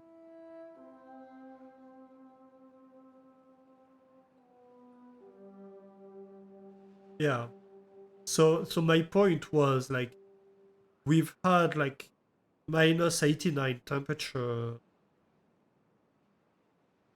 not like in any remote location, but just measured at a location which happens to be a base that we use, that we inhabit in Antarctica. So it's not even just, oh, that's, we have sensors everywhere and we just happened to pick the coldest. No, here it's like we were measuring here because we are here. And supposedly we're not putting ourselves in the worst places. because we have to survive, right? So supposedly it's a place, a location that is fairly survivable as Antarctica goes. And even then, you have these extremely extreme temperatures that do happen in there, and which are just kinda jaw-dropping. Not gonna lie. I would not enjoy being in minus 89 Celsius weather. Okay, so this is now uncontaminated. That is very nice. Very, very nice. That can be built, right? Yes, they can't get the required materials, but it can be built. Okay, very good. Just finish this, please, and these. That way we can move on.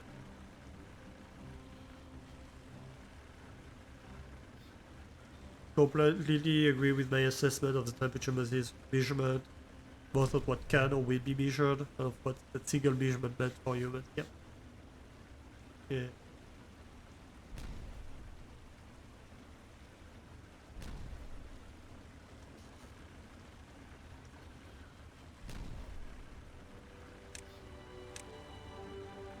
Yeah, Antarctica is a wild place.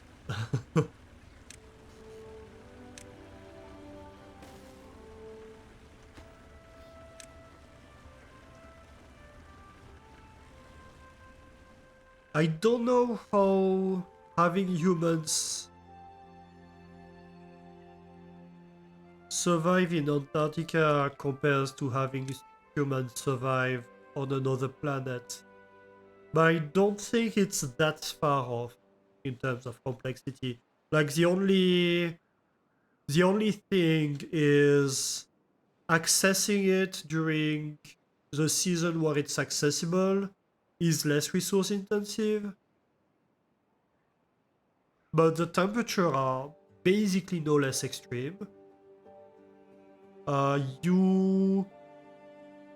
You don't have to deal with having to shed the heat, and you have oxygen that's present. That's some two main huge differences. But like food is basically the same problem, and the environment outside being survivable is basically the same problem in winter.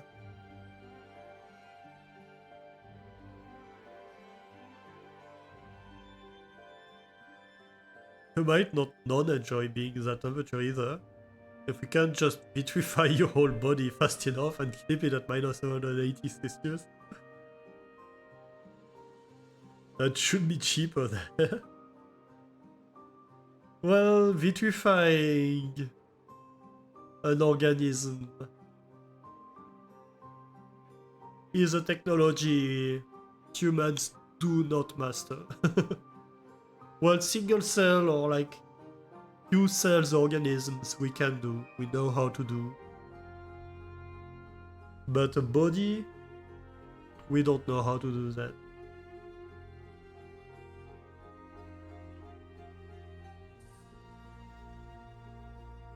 Not even remotely.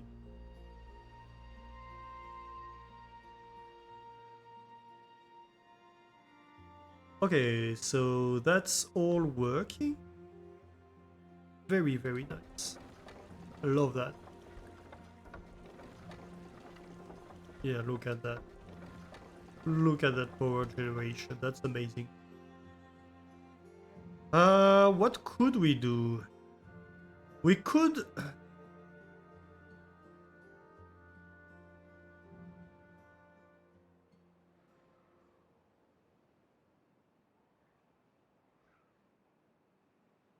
Should we build a third Robo Beaver tower?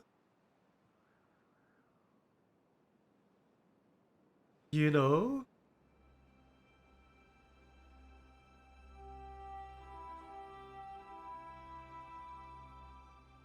That could be interesting. What we should do though, over here, is build an access to the plateau. That will be faster, cheaper than up there. Same for this. I might even actually go dig and have an access over here, and maybe an access over here. Let's see downstairs what this would look like. Yeah, you know what? That's not such a bad idea.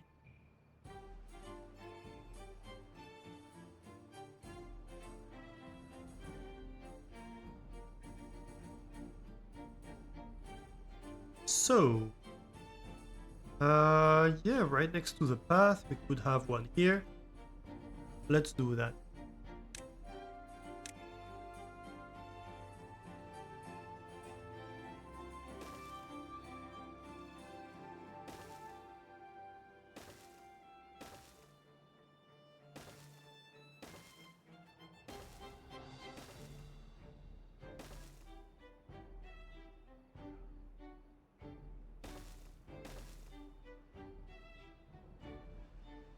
Um,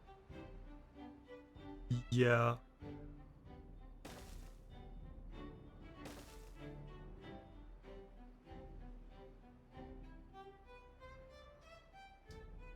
This will go straight over there. Let's go. Why no? That's fine. And probably one like right here. Technically, given that we can have the access from below, we could have it like right here.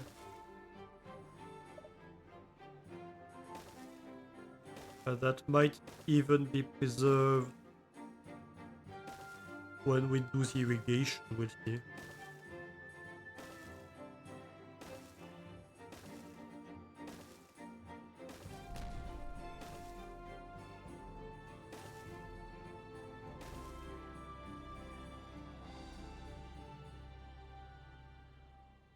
Let's go.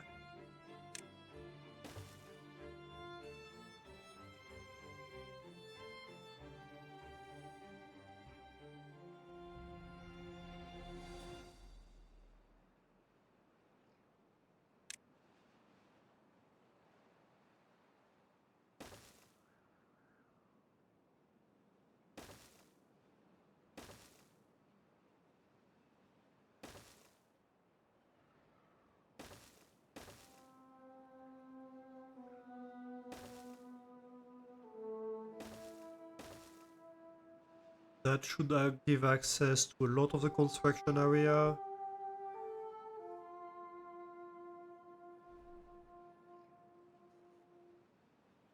Very good.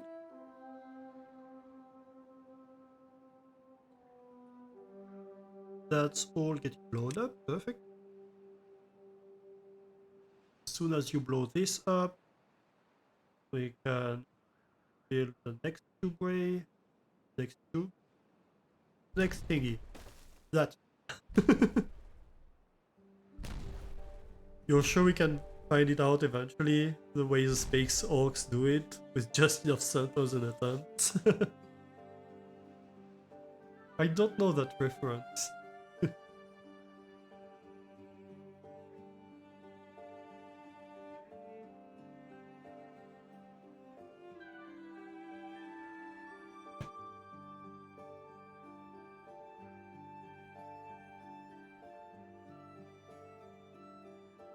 Perfect, perfect.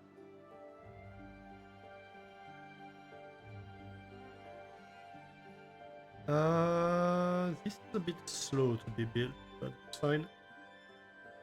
Aha, this whole thing is nice. Okay, so first order of business. That does that?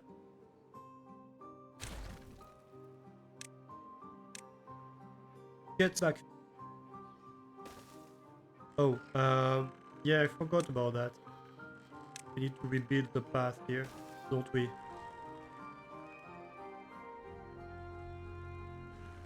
And same over here.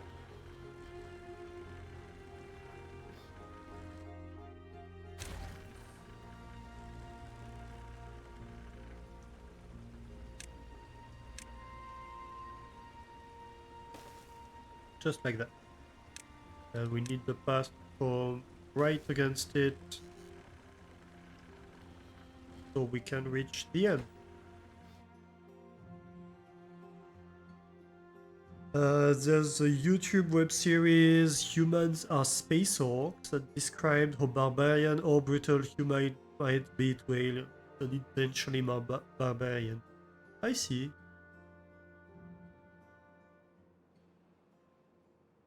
Yeah, that's an interesting concept.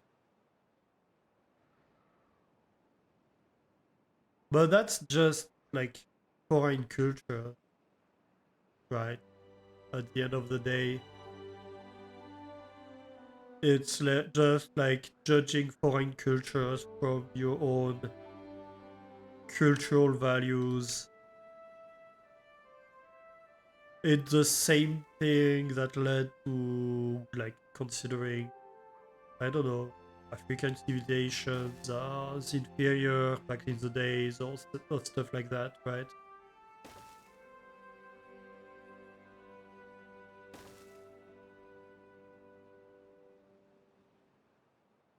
It just comes down to it's very hard to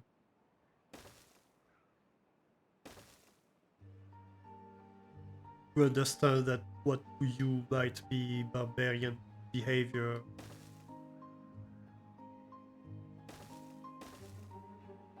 To other cultures might be very civilized behavior. I messed that up.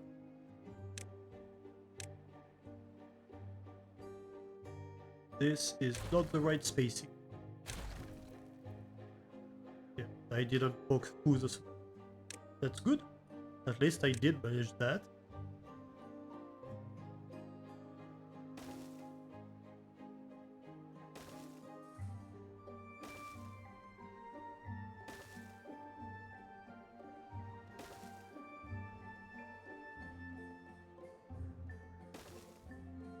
To be fair, it's what's at the basis of a lot of racism.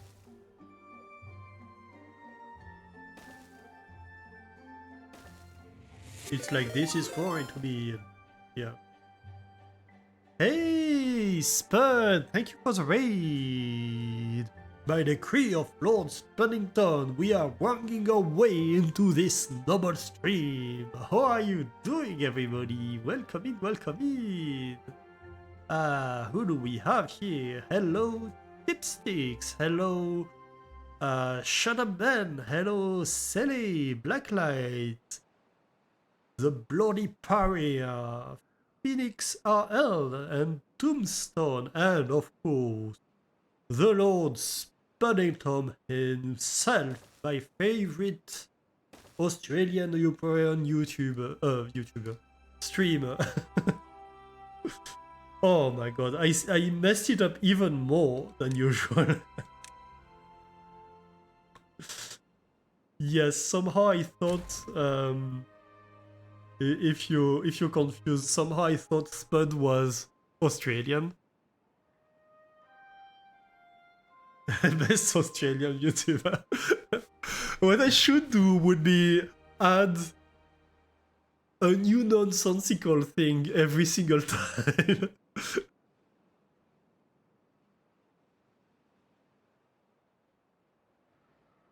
Or nonsensical or like not true thing every time. A new little addition every time. And see where it leads. Thank you for the follow. Hey, thanks for the follow. Please put that in your bio, Spud.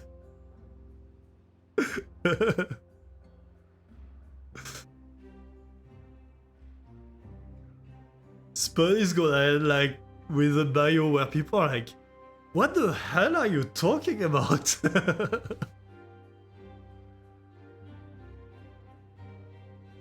You don't know it you love more, your beloved Australia or YouTube.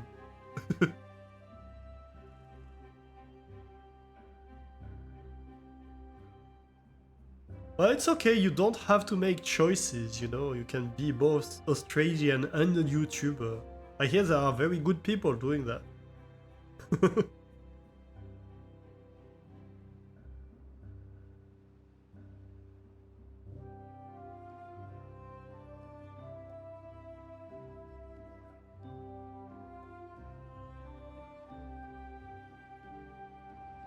So yeah, what were you playing today? Sorry, I missed a shout out. LA Noir. Oh, right. How did it go? How did your stream go? You don't doubt it. And yeah, welcome in everybody. How are the streamers doing? The streamers. Oh my god, I can't talk anymore. What did you do to me? Like somehow you come in and all of a sudden I'm completely discombobulated. Did you inject me with Golomonulence or something? We did a horrendous job. You were back onto some wacky murder. It's been like this for you all stream as well. Yeah, but the thing is, like, before you came in, I was fairly articulate. I was decently articulate before you came in, and you come in, and all of a sudden, I can't even talk anymore. It's contagious, right? It's scary. Very, very scary.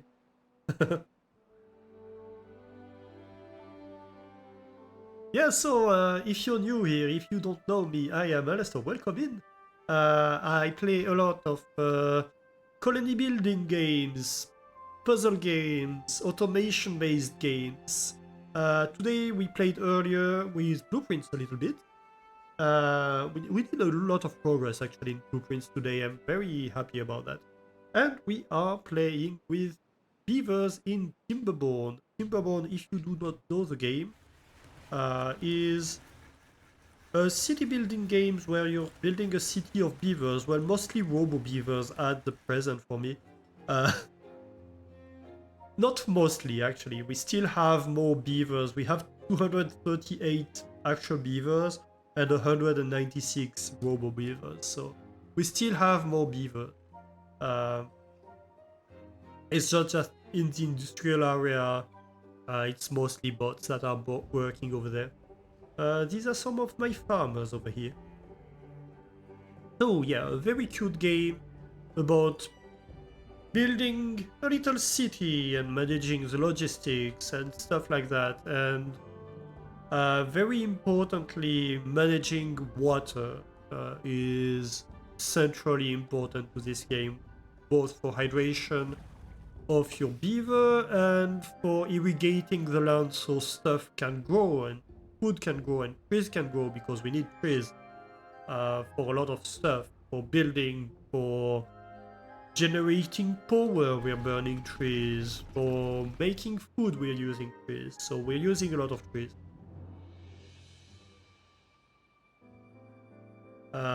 So yeah, we are very late game on this save. As you may be able to see, we are currently working on big terraforming projects over here. And we are also working on a fairly large underground project. We just finished having our power shaft expanded all the way onto here. You can see here the remnant of where the Badwater River used to go, which was already somewhat diverted from its original path. But nowadays it's going all the way there and going straight out over here. And very far underground, we have a whole tubeway network that we are also working on. What are my thoughts on Satisfactory? Have I done a playthrough of it yet? Yes, although I haven't streamed it in and played it really in quite a while, so I can't possibly comment on the last. Well, I don't know if it's the last update even. There might have been other updates. Uh, the update that happened in April, it seems absolutely amazing, but I haven't had the opportunity to play the game since then. So, but yeah, Satisfactory is a game I very much enjoy playing, and I still enjoy playing, but I haven't done it in a while. Is the only thing. Um, I like. So what I really like in Satisfactory, how to formulate that? What I like and dislike in Satisfactory. What I dislike doing, I don't. Not to say that you shouldn't do it. You can absolutely do it if that's how you like to play it. But the way I do not like playing in Satisfactory is building a big flat factory like on a platform up in the air and not caring about any of the environment.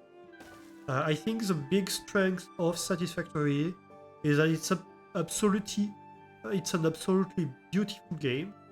It looks amazing, and what I really like to do as a result is to play with the terrain, play with the environment, and have like small buildings going around um, and like being built within the terrain. Because I think it's a game that's not so hardcore on the logistics because of the very fact that you have infinite resources. It's just okay, take this mining resource, divide it however you want, and then like you do a factory that's always going to do the same thing, right? So it's not so hard on the logistics side just because your production sources to consumption sources is not something that's going to change once it's built. Contrary to games like Factorio, where um, your production sources are going to move over time, and that means your logistics need to be able to adapt to that. So it's a whole different challenge, right? Um, some people enjoy better the experience of Satisfactory that is more relaxed on that front. But yeah, on the other hand, it's an absolutely beautiful game, which is not an experience that Factorio provides or focuses on as much. So so I really really like playing with this aspect, like playing with Satisfactory where it's strong. Uh, I love both games to be honest. Using the environment does make everything look so much better. Yes. The latest update added vertical nudging, making it easier to clip merge buildings into the world. Yes. So yeah, I think they were right to go that way, and I hope they continue going that way because yeah, it's a game that's beautiful. So like play to your strength, right? Um,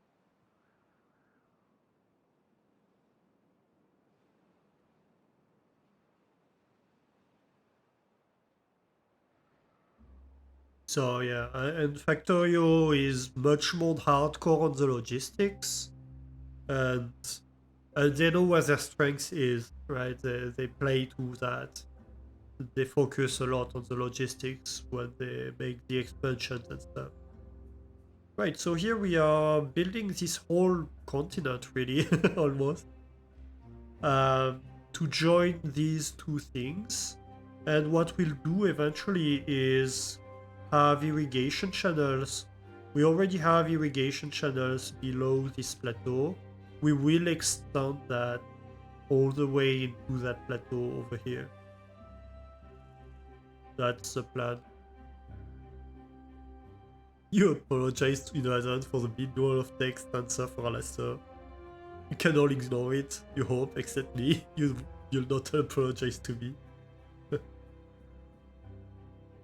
Fair enough.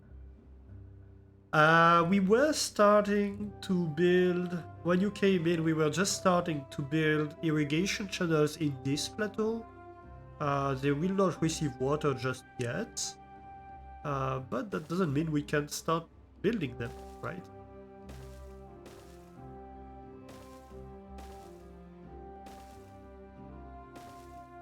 Let's go. So yeah, this whole thing is going to become irrigated eventually. Let's see, so around here is where it stops. I see. Yeah, right at this level. So we can probably have something like that.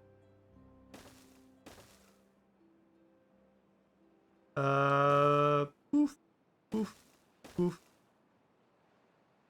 Ooh, I see a big wall of text on the corner of my eye. I suspect it's infinity. Don't know what. I have an inkling about that. Maybe because Infinity just apologized for it. Possibly. Ooh, wow. Yes. That's a wall of text and a half.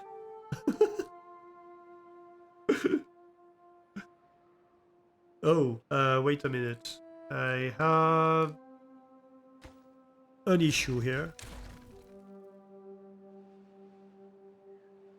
Oh, you know what? Do I backfill that? Or should I have a little lake here? That could be fun.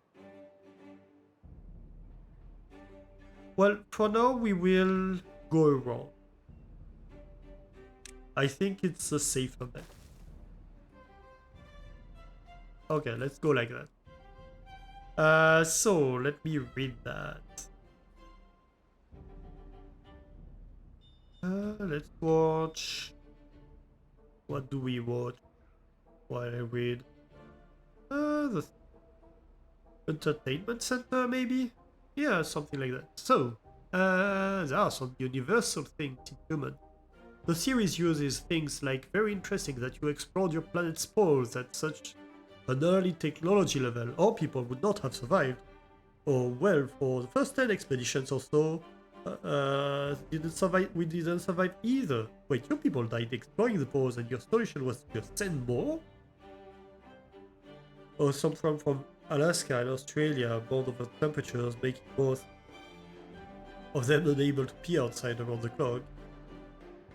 And the aliens going, you settle in places that are halfway to your boiling temperature, and the same under freezing temperature? I think we have about 50 uninhabitable planets that you might be interested in. Mostly some low jokes that come about from the slight exaggeration of human condition. Interesting.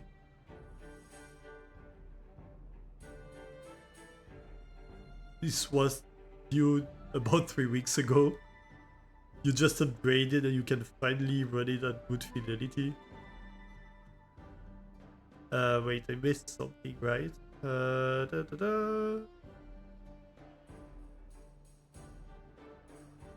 Played Factorio extensively, but have Satisfactory and you've never played it. I do recommend it. It's a fun game. It's a very different focus. Like, what you shouldn't do, right, is play Satisfactory expecting to play Factorio. Same for Factorio. You shouldn't be going to Factorio expecting to have the same experience as Satisfactory. Those are two very different games at their fundamental levels. Even though on appearance you're just building a factory. But you have a huge difference in the fact that in Satisfactory you have resource nodes that are infinite. And in Factorio you have resource nodes that are finite. In Factorio you have space that is infinite. In Satisfactory you have space that is finite. And of course you have the 2D to 3D difference. So all those very fundamental elements, very fundamental building blocks of what an automation game is being different means that if you go into Satisfactory expecting to have to play a 3D Factorio, for example, you're gonna be like, well, this sucks as a Factorio game, right? And it's not because the game sucks. The game is really good. It's because your expectations were like absolutely not what they should have been. You'll fall in love with the sass you get from Ava, the robotic voice. Yes, also a very fundamental difference. Satisfactory is a story-driven game. Factorio is not. So yeah, there are very, very fundamental differences between these two games.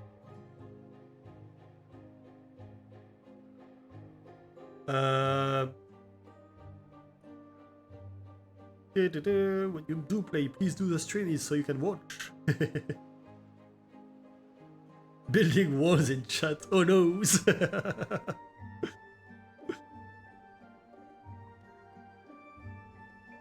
Yeah, so we were talking about web series, which Infinity was explaining about just before you came in. The web series is named, let me find it, Humans Are Orcs or something like that? Humans Are Space Orcs, right. And so Infinity was explaining that it's about the point of view of an alien civilization that meets with the humans and are like, you're barbarians. And so yeah, we are talking about how at the end of the day, it's also fairly common from just two different cultures that meet to have this kind of reaction to be like, hey, you're barbarians, right? Dyson Sphere program. Oh, I haven't played Dyson Sphere program. I own it, actually, I think. I'm pretty sure I own it, but I've never started the game. One thing that triggers me with Dyson Sphere program is their choice of tiling. Like they have a sphere, and it chose to tile it with something that does not tile a sphere, and that triggers me to no end. And that's, I think, one of the reasons why I never played it.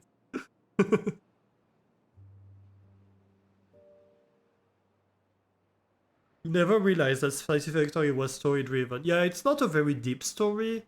It's not like going into Expedition 33 where you have like it's like based on the story. But I would say it's story driven in the sense that Subnautica is story driven, right? You go around exploring the environment and doing stuff, and you have a story that's guiding you through this.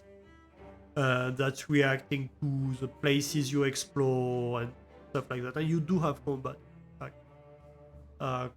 You can disable it. Well,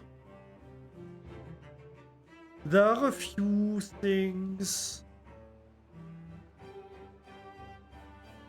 I think it might be more combat central than base Factorio. Space Age does have stuff that you can't do without enemies.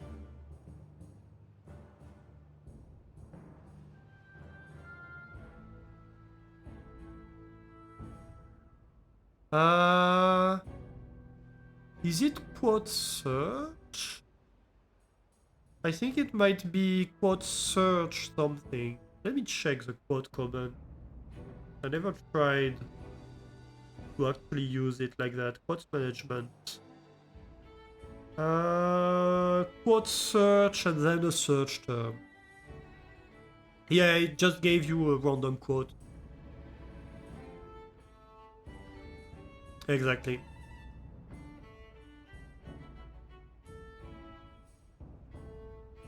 You started playing, but you've not gone far with it. Actually, you barely started DSP. The display scale was a bit small for you, which is kind of odd because Factorio is fine for you, but DSP is just a bit small for you. to see the mechanisms. Yeah, the mechanisms I think are much more busy in terms of aesthetics.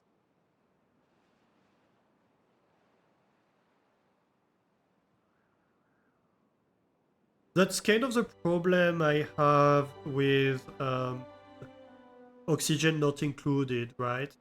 The graphics are very busy, and it makes it hard for me to understand what's going on when I watch the game, and that's one of the reasons why I have never played it yet. Because whenever I watch it, I'm like, I don't know what's going on, and I lose focus very fast because of it. I think it's due to the graphics in a large part. Okay, so here I think... Okay, so two things. First, let's have a look underground, because we have a tubeway that needs built. Yes. We need to work on that, that's important. This whole thing is important.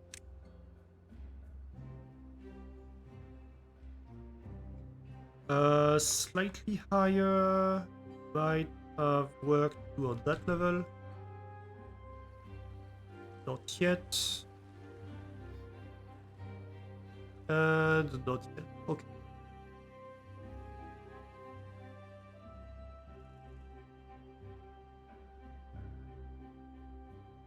Second thing, I think we will start building irrigation channels within the plateau right now.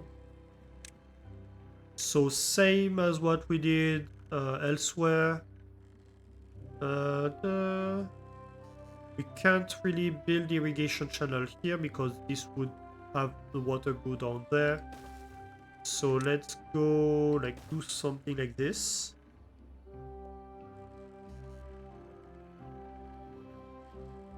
And then we can start digging.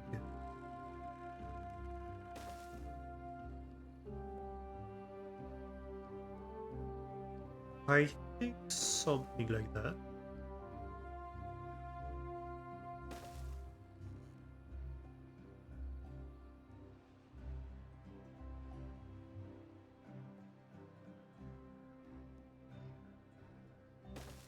One, two, three, four, four. And then we can have a channel here.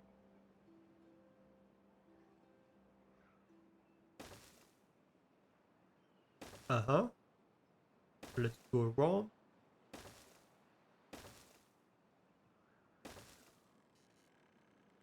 And of course, this whole thing is irrigated.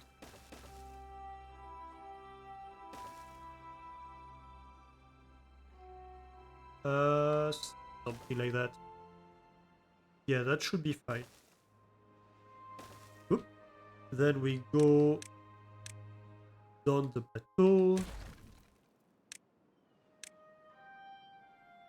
Okay, so what I'm doing here is basically like having a hole filled with water just below the surface allows to like have irrigation come to the area, basically in a 4, maybe 5, like wait, 2 or 3 radius around, right?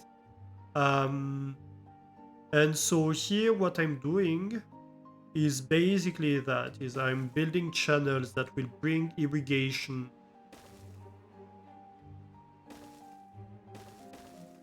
to this whole plateau. And you might say, but you have a dam right here, why are you not taking water from the dam to irrigate this? Why are you digging like in the middle of here? I'm going to feed it to here from this dam for reasons that this dam is very high.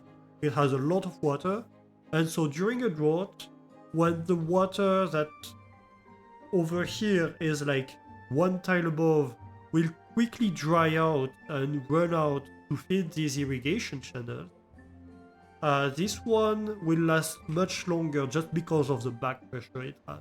That's why we built this so high. And we might get it higher if we need to, right? So that's the whole project that's going on here.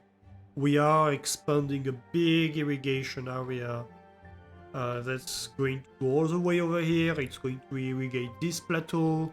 So all these things that we are digging at the moment and building this whole project over here are all related to this irrigation project to greenify the world. You'll need to go to bed, so you'll catch me another time. Have a great stream and lovely to meet everyone. Yeah, thank you very much. It's lovely to meet you as well. Have a great night, and I hope to see you next time.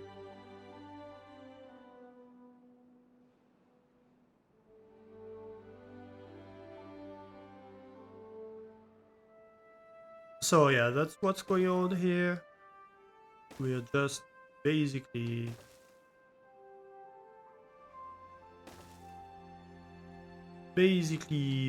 irrigating this terrain.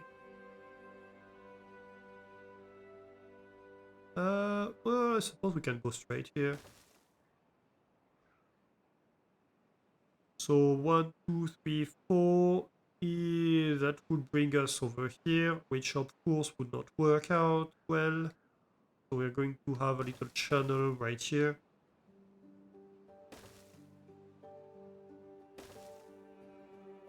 Just like that.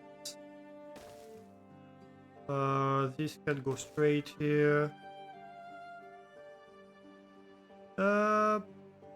Possibly we might expand this a little bit. Let's go. And then for separation right here, aha. Yeah, that might be a problem. We'll have to consider that. So right here, right below, we have a channel that is getting flooded with bad water. So when the source here turns contaminated, the contaminated water is rejected in this channel to the side. So it does not contaminate our clean water supply. So we only let clean water through over here. And so we'll have to be careful here because when we dig here, we're going to have basically merge the space with the bad water. And if we irrigate this, we're going to dump clean water overboard, basically.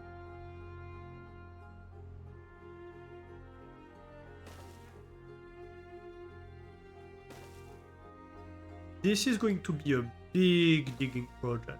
A very, very big.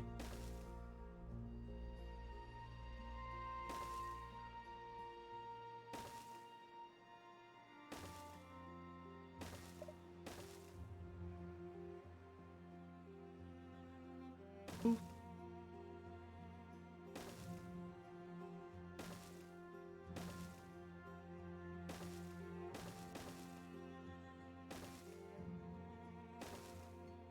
Just like this.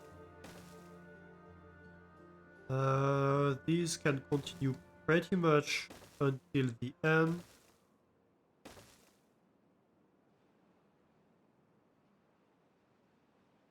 So right now the whole plateau is irrigated just because there's water in here and there's a lot of water next to it. So it has a lot to work with. But as soon as a drought comes in and the water level drops, the irrigation area starts receding. And you see that even here, like, we just stop here, we don't irrigate the whole plateau. So here what I'm doing is basically extending this thing.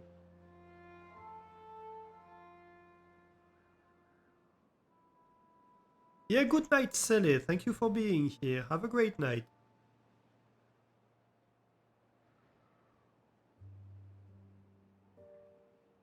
Enjoy your beauty sleep.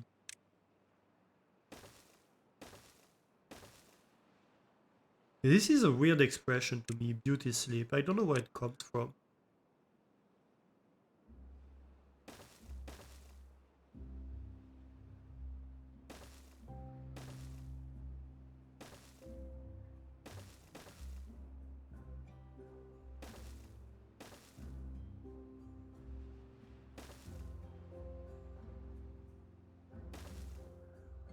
possibly we just... So maybe we just connect them by one like that? It's funny because this is all terrain we have built ourselves. And we're digging it back up.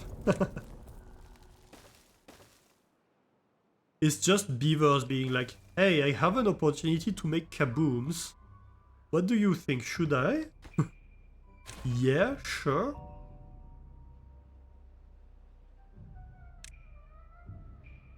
Why not?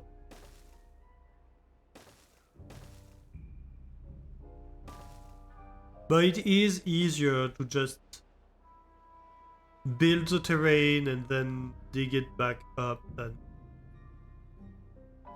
oh, actually, we're reaching around the part where we might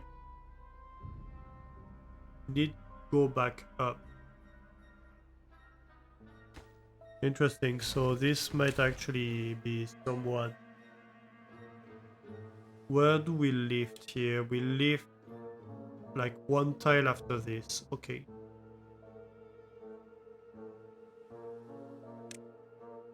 Okay, so this is the tile where the terrain above starts going up. Yep. So this is going to get dug back.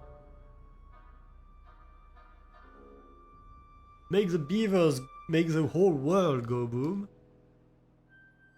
Yeah, basically. I mean, we do have a good amount of explosives, so to be fair. Where is it? 1.1 thousand explosive. You know, 1169 explosives to be precise. Awesome. So that's a pretty nice amount of kaboom. And it's all in here. If this goes off, all bets are off. That's a decent number of booms, right?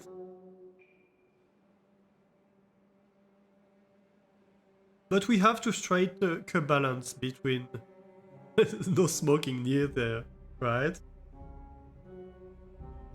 Thankfully, I don't think the beavers smoke. Well, except when we set them on fire, but that's usually unintentional.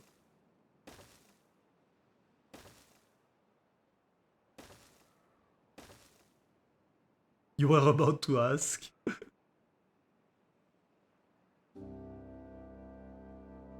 Well, it depends, you know, if the combustion is complete, they shouldn't smoke, even on fire.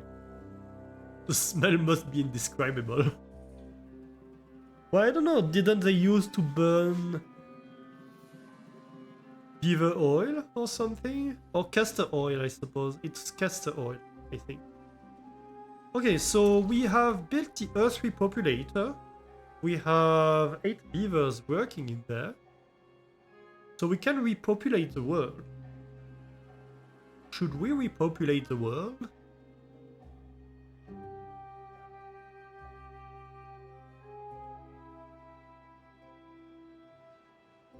Are you ready for repopulating the world?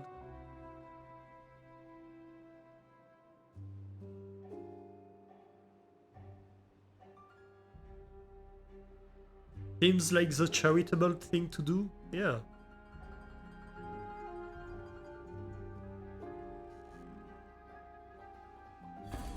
Let's go then. Beavers, I have a mission for you. To boldly go where no beaver has gone before and repopulate the world.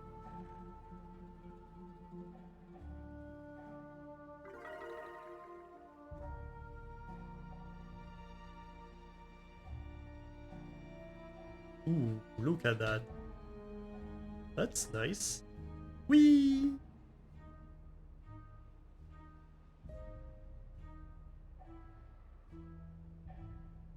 One small leap for beaverkind. One giant leap for beaverkind. That was very inspired, I know. Ah, I love that. I love how that looks.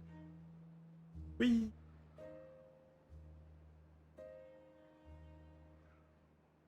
And close back.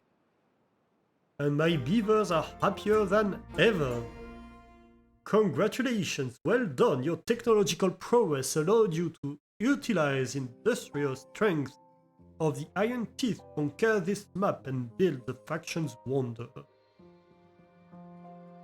We have unlocked the flexible start, and we have completed the wonder Iron Teeth. Throughout this playthrough, we spent 1039 days, 1908 beavers were bought, 260,000, almost 261,000 units of water were consumed, 19,000 tails were painted. I don't know why this is a metric. 150 trees were cut, 166 teeth were broken, 844 bots were manufactured, and 15, almost 1600 dynamite was detonated, with one beaver exploded. Definitely not intentionally. Definitely not a beaver that got stranded and was in the way of progress.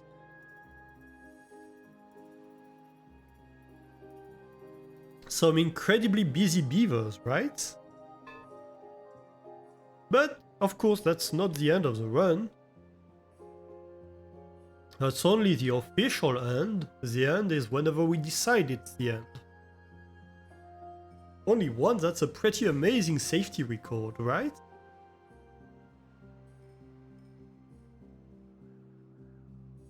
Though we do still have one stranded beaver. I don't know where he is. I think he's underground.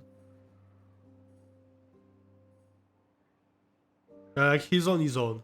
I'm not saving him. Yeah, right here. Look at that silly stranded beaver. It's a robo beaver. He's been there for like 100 days almost. No, not 100 days. He's age 49. So... he's been there for, like, I think he was maybe age 20 or something when he got stranded. But yeah, I'm not building a station just to unstrand him. That's not happening.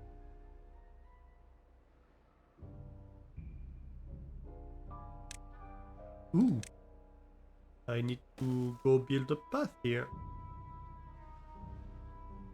When this is built, we'll be able to reconnect Buried Alive. Look, he was the one who decided to cross the tube ray right as I was deleting it. I made every effort imaginable to avoid that happening, and he still decided to do so. It's his fault.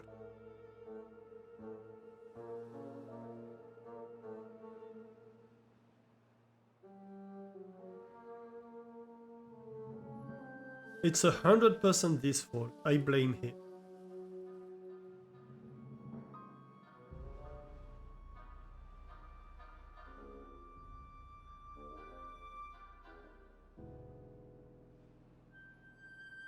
Like, what am I gonna do? Redig a hole to go build a station just to save one beaver in a place where I was wanting to fill the thing back up? Like, that's the opposite of what I'm trying to do.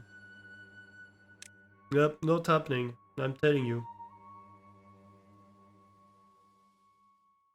I don't understand how they're not happy about campfires. I have campfires that are never used. Ever. Barely. Like, look at this. This is barely ever used. And still they're like, oh, but we don't have enough campfires. Mom.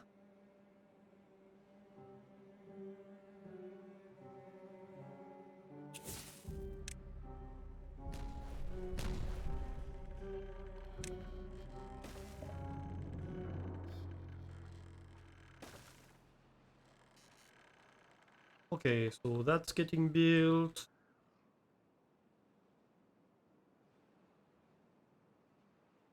Let's see about down here. Yeah, progress is being made here. Very good.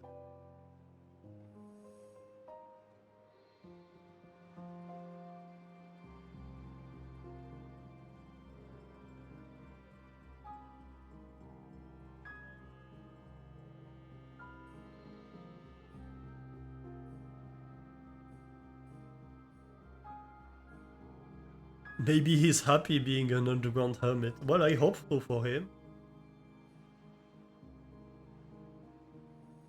I sincerely hope so, because otherwise he must be very sad. Because he's staying there until he breaks down, or until I break him down, or until somehow he frees himself up. I have seen cases of stranded beavers being saved by I don't know what. Stranded beavers that I gave up on. There have been a few ones in the terraforming project. There have been a few beavers where I was like, well, you're in the middle of this whole mess stranded. I'm not digging that up.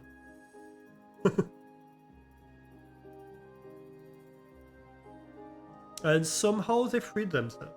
So, you know, there is some amount of hope for them.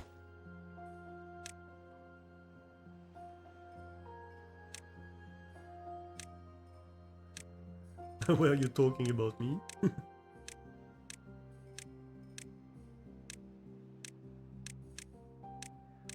You're a hermit?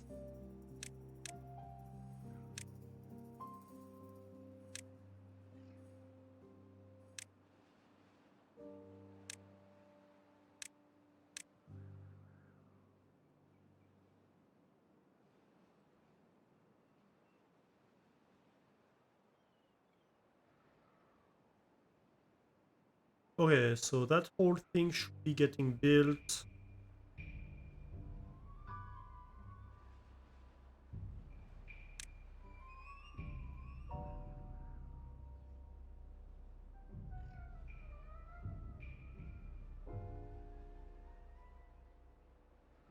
Yeah, that should work.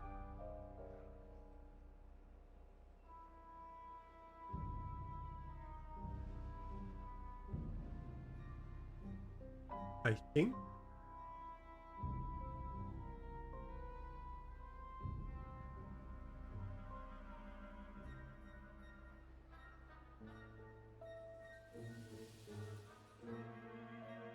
We'd all like to be happy underground hermits from time to time. I suppose so, yeah. I don't know, there are people who really can't live if they don't have other people around them. There are people who really struggle with being alone. I'm not one of them. I have a hard time understanding that, but it does exist. It's an existence you could easily get behind, yeah, right?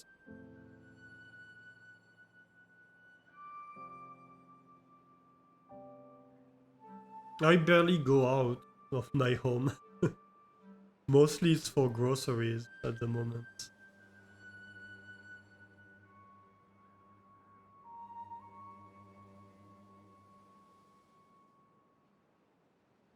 We are in the middle of a drought. I almost forgot that. That's a nice thing about automation, right? I've automated my water management and all that. I could forget that it's a middle of the drought. It makes no difference to me.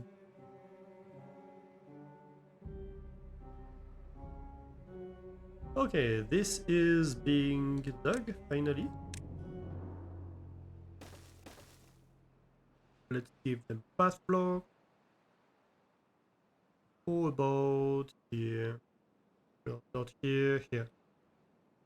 Oh, that's somehow lower than the other side. Interesting. Okay, this is almost all dug out. Very, very nice. We're making good progress here.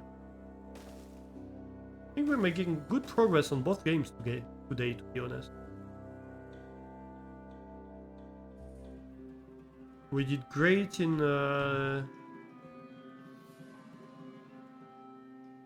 blueprints. Why is this? Oh, wait a minute. Oh no, that's a problem. Right. Uh-huh. So that's the kind of things I was worried about.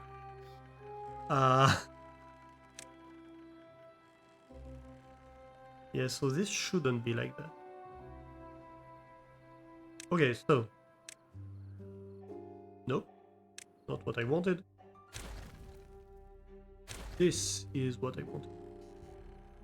Let's build dirt back in these two holes.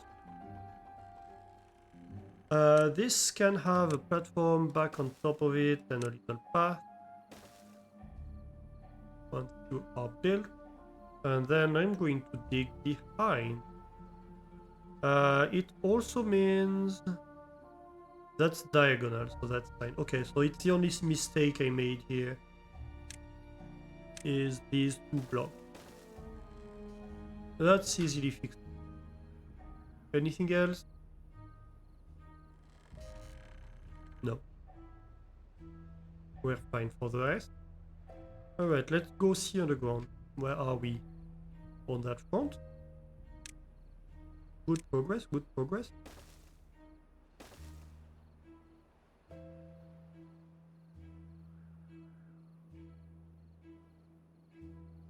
I love watching the whole underground network. It feels like a circuit board a little bit. You finally caught up on the last blueprint stream? Nice.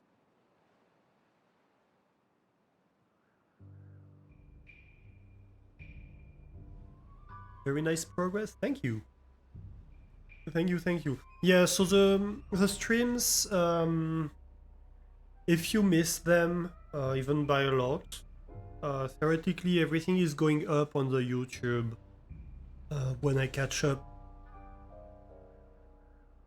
to making YouTube videos. I think on Blueprints I missed one, where I wasn't able to recover it because I somehow missed the deadline with Twitch. Because I need to like make the highlight on Twitch and then upload on YouTube. And of course, since I have a limited amount of highlights on Twitch at some point, which is more or less dependent on the amount of storage I have left, I remove highlights after a while. So I can create new ones to upload new content on YouTube. But so yeah, for the most part, everything gets uploaded on YouTube after a while, and you can catch up on it and like rewind.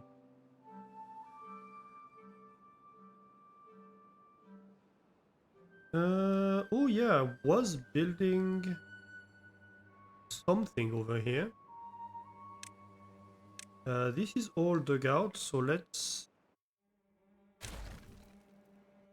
remove this. We can build the tubeway that goes here.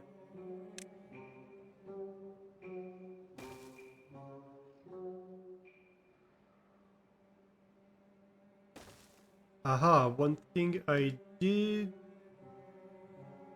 Oop. A little lag spike. I really need more RAM for this game.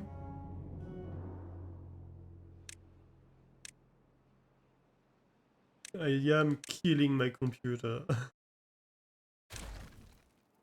very quickly.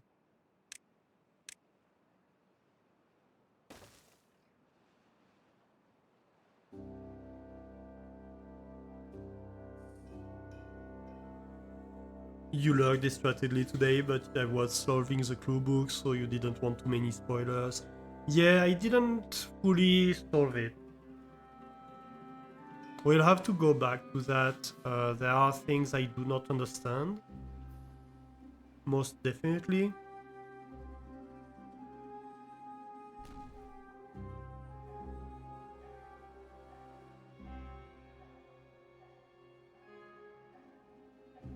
Right. So, here, the endpoint. We remove the whole column.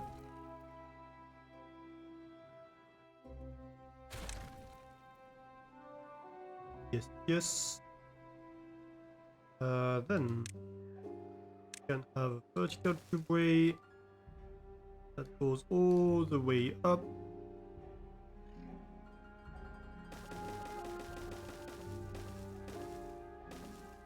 Yeah, the clue book is really a big one.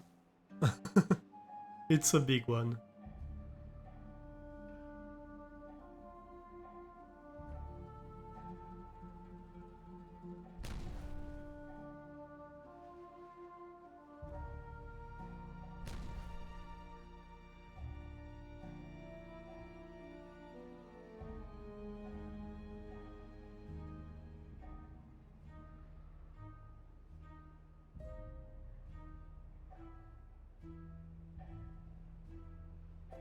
Let's see. So I'm just waiting for them to finish this last one, which they should do very shortly. And then once this is done, we can remove the pass down here, remove this, and like build all the tubeway. We can actually even start the tubeway here. Though, well, yeah, we'll.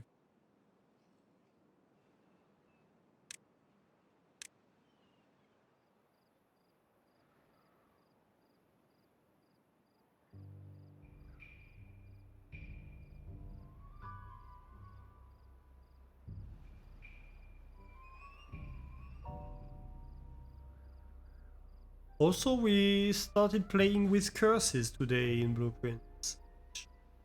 It's kind of fun.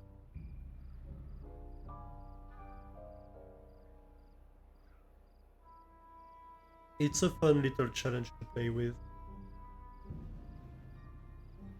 Come on, beavers, you can do it. You just have like 20% to build. Let's go. Booms already. Yes, I want to remove this path block. No, not yet. Wait for him to go back up, otherwise I'm going to be in trouble. No, you can. Alright. And now we can start building tubeways over here. Oh, wait a minute. One thing I do want to consider is not have a tubeway over here, but a vertical tubeway.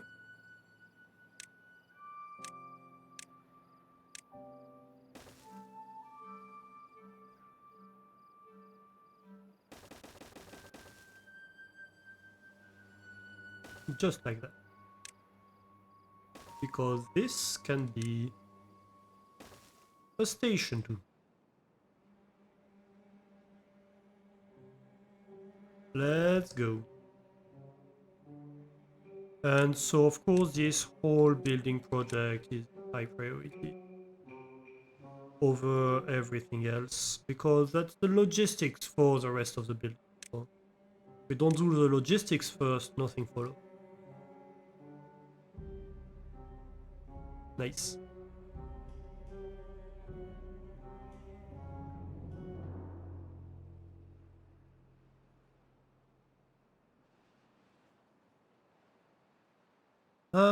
The sap is somehow, the resin is somehow suffering.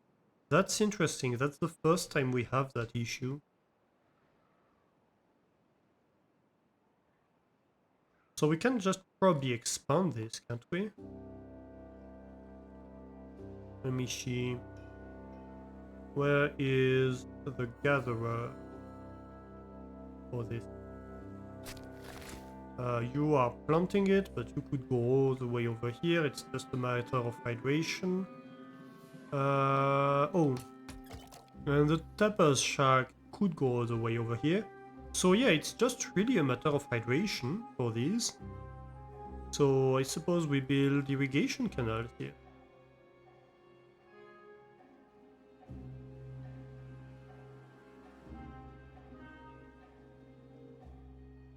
Yeah, we can easily do that. I'm just going to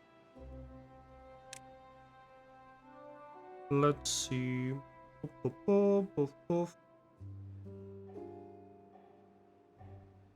Maybe over here.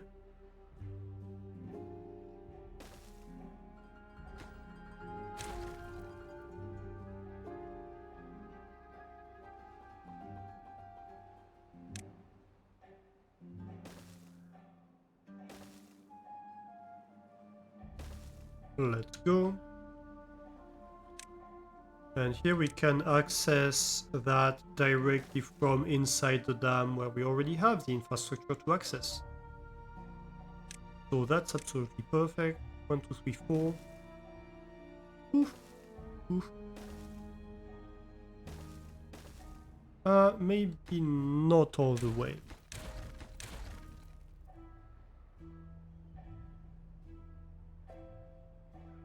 Yeah, we don't need to go all the way.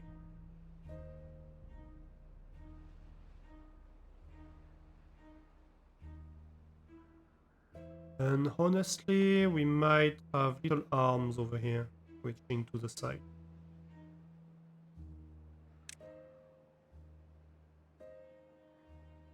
Like something like that? Yeah, sure. Yeah, very cute.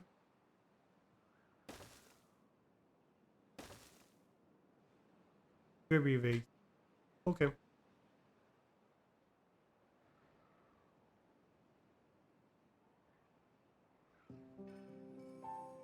And I might even, like, for the beauty of it, go all the way down here.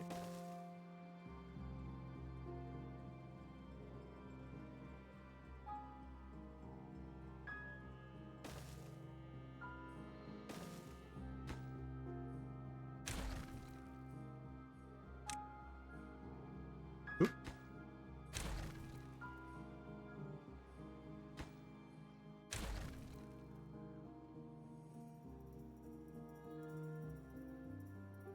That should be most of it, I think.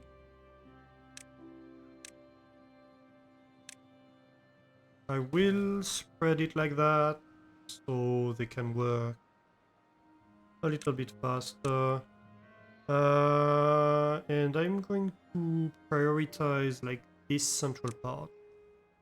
That's a high priority kaboom project.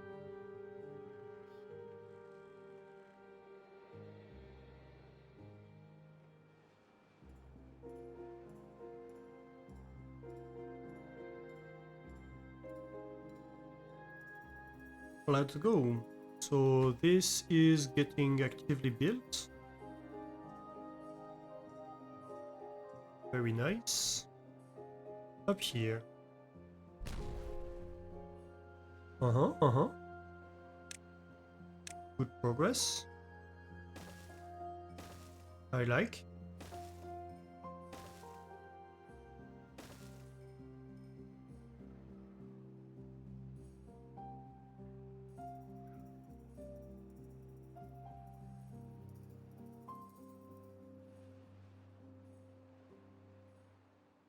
Wait, no, I missed the plateau, didn't I? Yes, I did.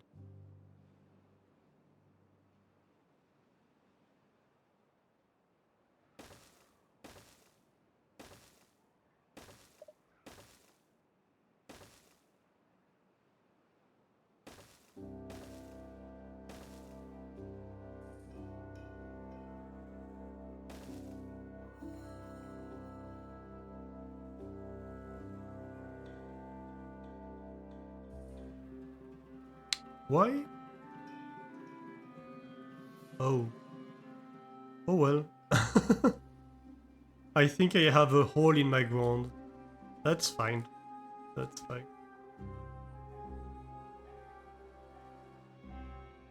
Okay, so I have beavers going down there, kabooming stuff. Perfect, perfect. Everything we like. I might build a little staircase here, actually. Why am I doing this? I don't need this. Because here they have an access point right up there. Yeah. So let's build them a little staircase right here. Where they can be like, yeah, yeah.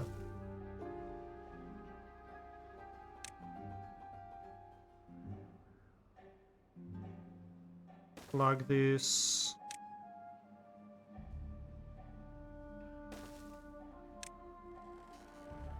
And then like that. And so it's always the same here. We go up by 2 every time. We have little paths on the sides, the stairs in the middle.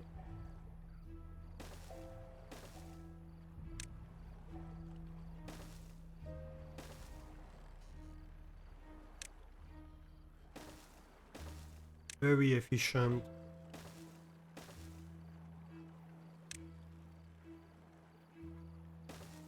Very easy to build.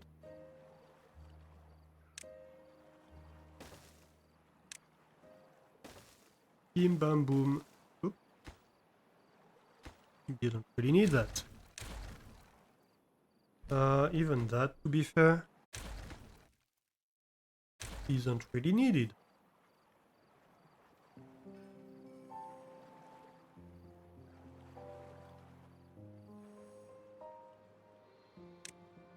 And same as always, this whole thing can be a high priority. Stairs in particular are the important bit. Need to be told to be priority.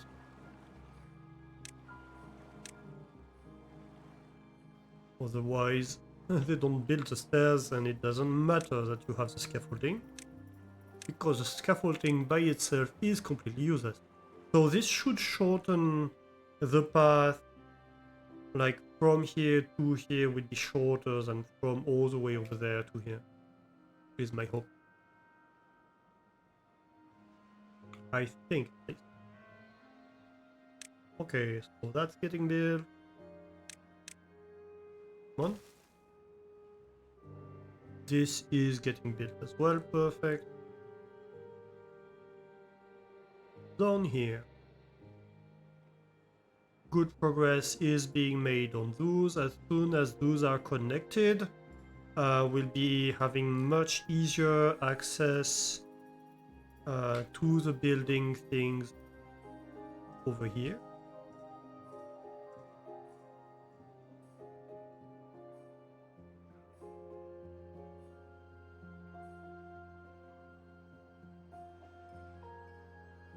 I kinda want to have like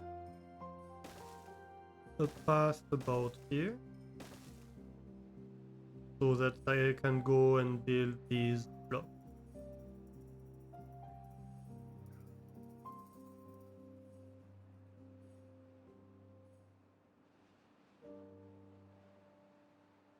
Irrigation canals. Like that, this is all perfect. Eventually, I think we'll have an irrigation path, like to take water from here, but with a sluice gate. So the sluice gate only goes one way, and so it means it's just never going to irrigate, like to transfer water from over there to over here. Actually, let's do dig a block for that. Yeah, we can. So we can dig a block here, and then like we are going to put a sluice gate in here, and that's going to mean that the water only gets taken from there.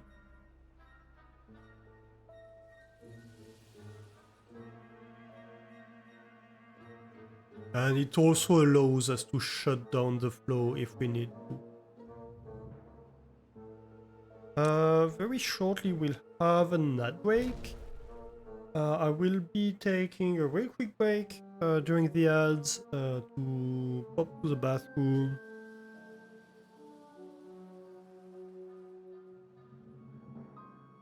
Yeah, so I'll take this opportunity, that way nobody misses much. Yeah, it's almost 2 AM. Yeah, I was looking at that. We won't last too long afterwards, but I'm just going to take this real quick break to take care of my human needs.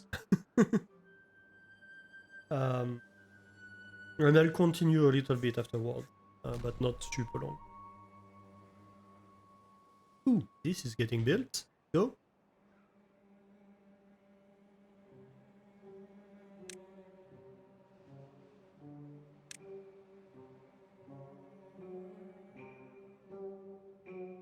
That way, when the drought stops, we will have water in here already, which should expand irrigated area. You are just going to be open. It is, however, going to mean that we need to be careful not to get this open to like empty space, basically.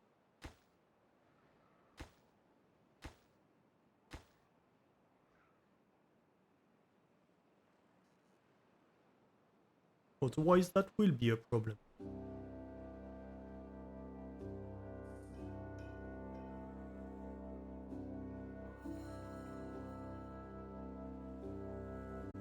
Alright, yeah, let's take this real quick break, and we will be right.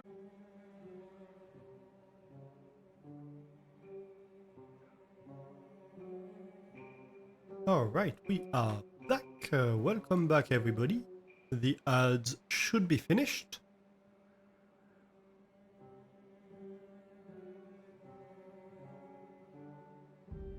I am noticing something. We have a homeless beaver and 20 beds available, so I don't understand what's going on here. Let's take a look. Who's homeless?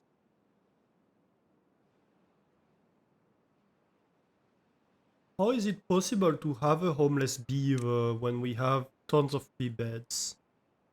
Is it a stranded one? Injured? Hey, thank you for the welcome back.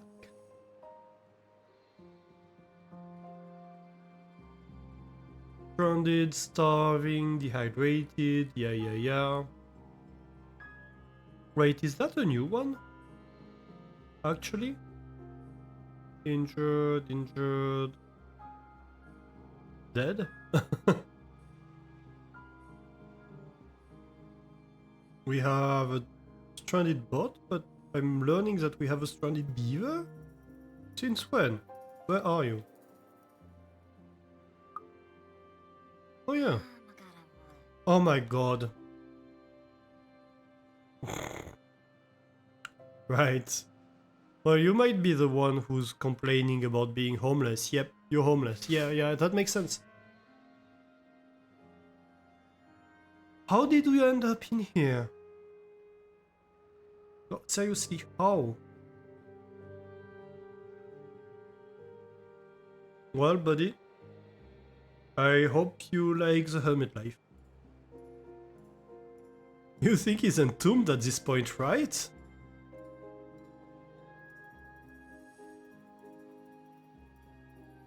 Well, I have seen them sometimes free themselves by having the floor under them being built up.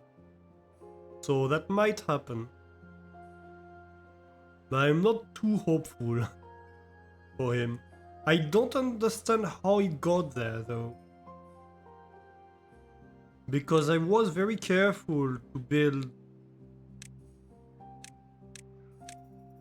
the things in an order where they supposedly shouldn't be able to do that anymore.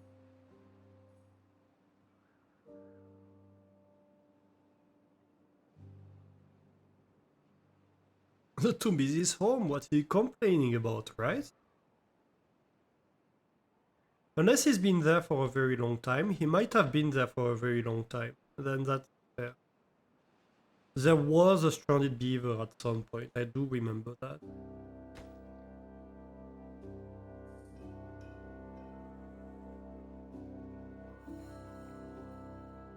Right, so this one should be always opened, no condition.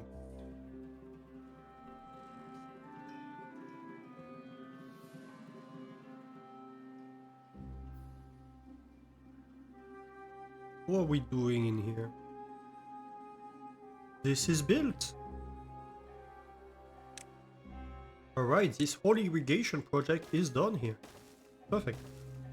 The most important one though is the one down here, which is getting pretty far advanced.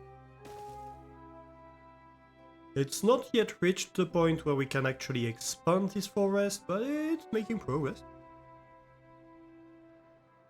It's making decent progress. Very nice. Oop.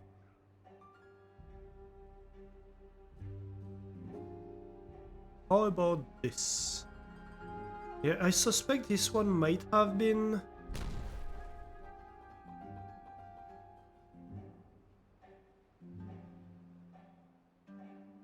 like maybe water came down here. Ooh, is this hole dry? Ah, I think, you know what happened? I think we inadvertently like opened towards this. Like one of the beavers got out somehow.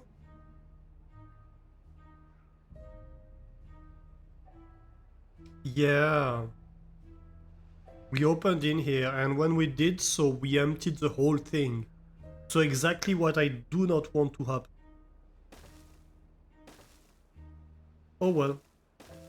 My bad. This one might have been my fault.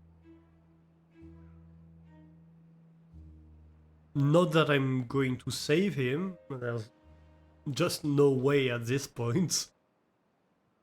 Hopefully for him, like his friends build this whole thing and then he can be saved. I can make a slight effort by saying that this is higher priority than the rest. So they should work on this first.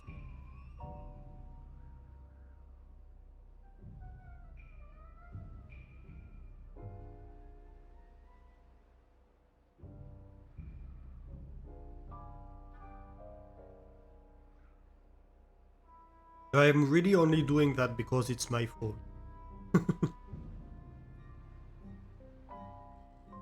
In this case, it's fine. So I'm trying to save.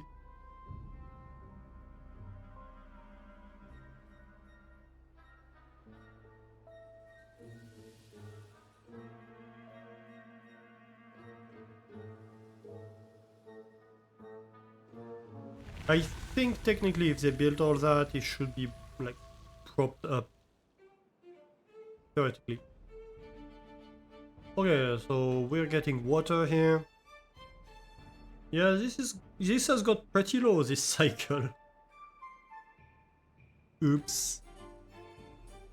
We'll be fine.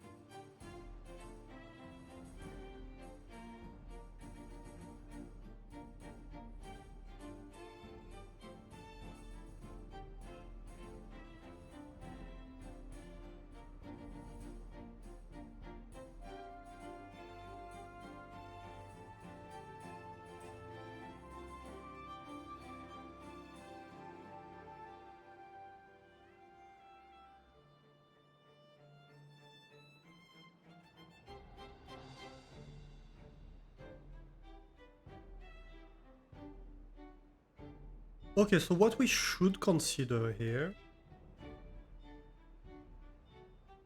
is the idea of bridging with this, right? So how do I bridge here?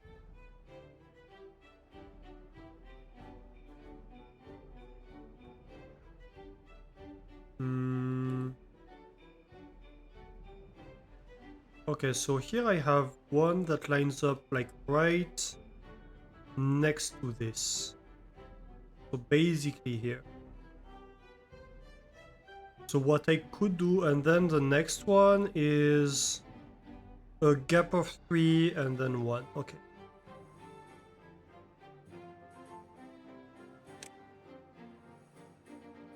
I really hope I didn't mess up my gaps.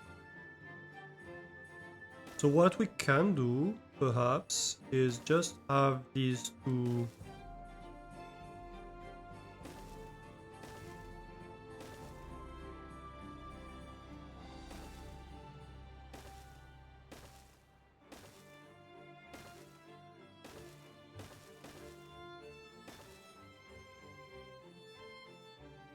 Just like that.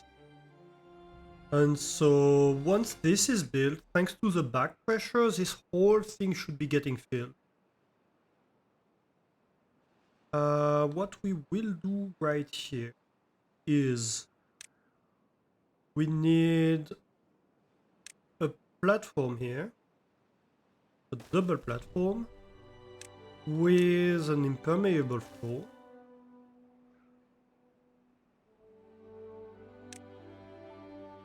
And it's a high priority. And when we connect, we build a platform here with an impermeable floor, and that will be the access shaft in case of an emergency, but normally it should always stay closed.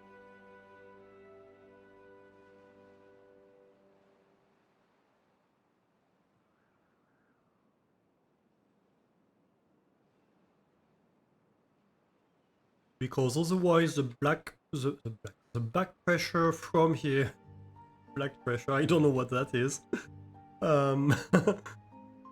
Since this is higher than this plateau, the back pressure from here would just have a geyser coming out here.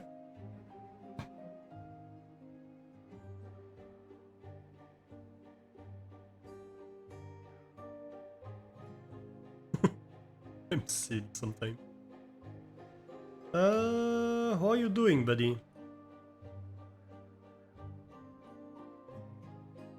Not great, is what I'm hearing.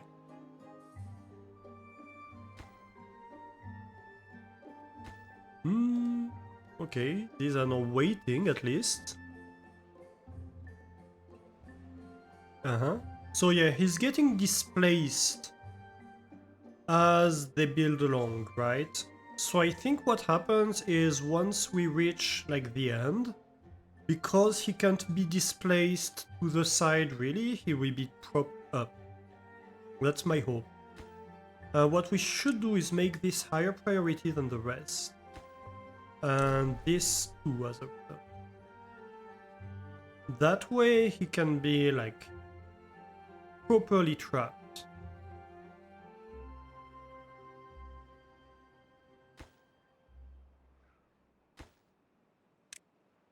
And that way the game has no choice but to prop him up. I think that should work. For the underground one, I have really no solution.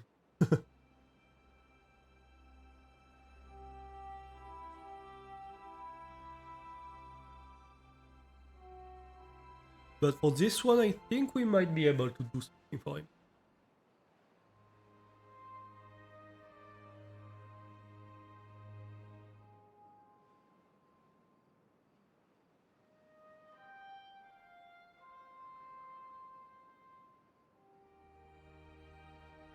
Unless, of course, they build the wrong order.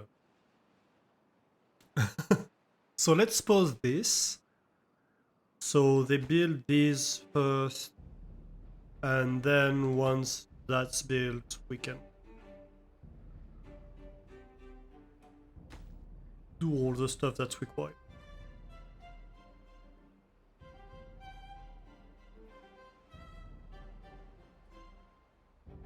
Properly entombed.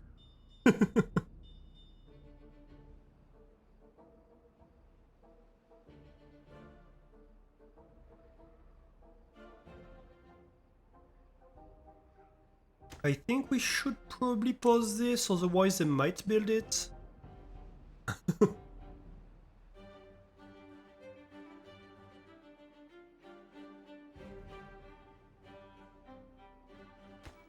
Okay, so that's getting built. Let's go. This can be unpaused. And then this should be getting built. And once this is built, we can unpause this. I think that's how it works.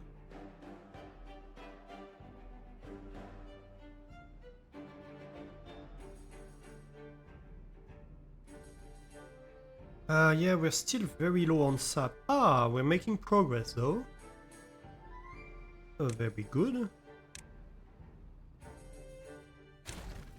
Let's have a look below. Yeah, look at that. Good.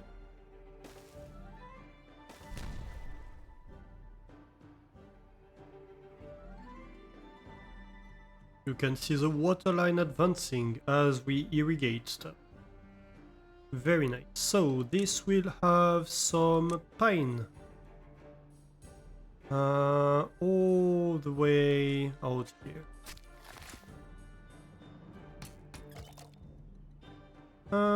One less.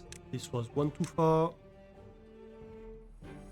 Just like that. And that's the extent of the reach of the forester and the tapper's shack.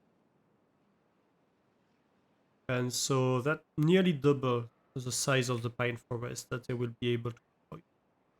Of course, as soon as this is properly irrigated. But we're getting there. This plateau is getting dug out relatively nicely. Very good. Back to this. We unpause that. Very high priority, please. And so we should see... Oh wait, did he die? He dared die while I was saving him?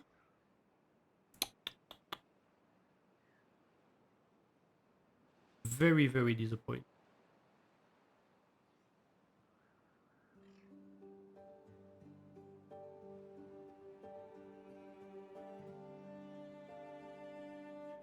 Ooh, we're getting water!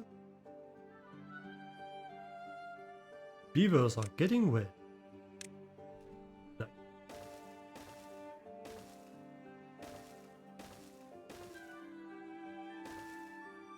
A wet beaver is a happy beaver.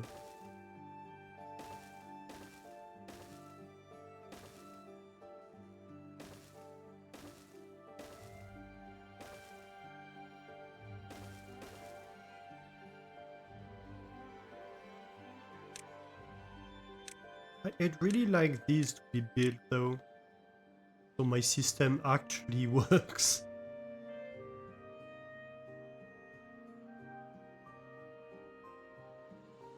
Okay, so this is getting filled as well. Perfect. And so on the surface, the irrigation should progress. Come on. I'm not losing the water, am I? No, I don't think I am. So what's going on here? Why is this not getting irrigated? Just a lack of back pressure for now? It's oscillating or something? Possibly. Yeah, let's go. It was just the time for it to update. I see.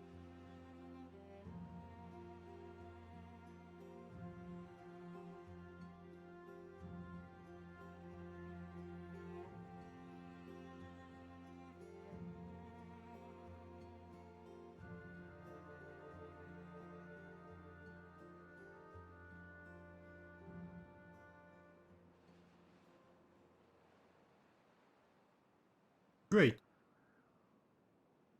And of course, this is gonna get rehydrated as well, fairly short.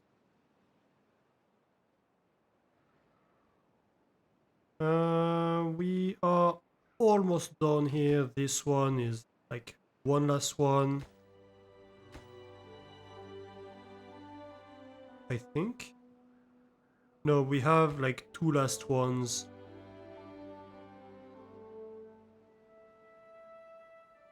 Okay, so I think I'm pausing this. And I'm pausing this. So they can be accessed from downstairs. It's the longest access, but also it means I can close upstairs before I do that. Right?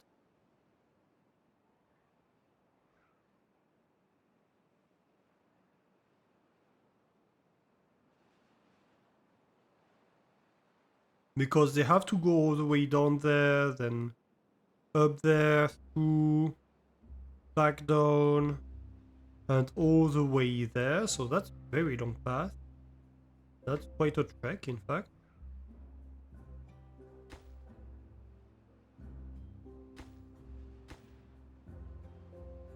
But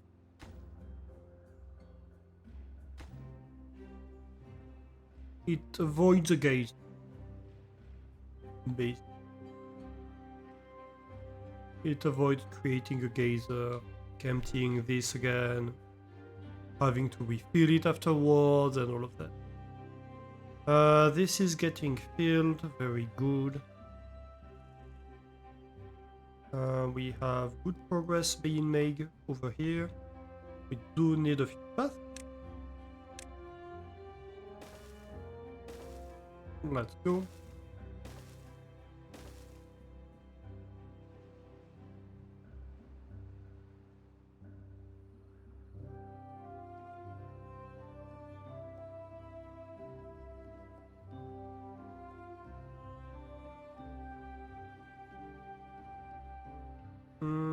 Is this... Okay, let's see. If... Yeah, that's fine. Is it? Kinda. But then I need to be like... No. Yeah, no, that's going to be fine. This can be removed. So, continuing at this level is fine. It's just that, yeah, here then I need to go up here, right? I have to be slightly careful with that one. I think here I need to go a few tiles forward. Yeah, exactly.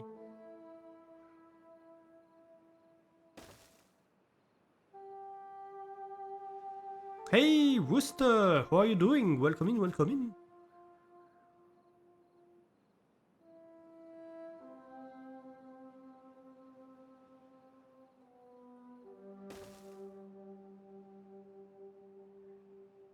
Also, I should be careful not to open it to the elements.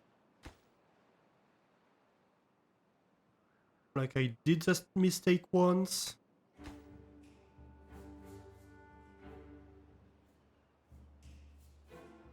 Ah. Okay.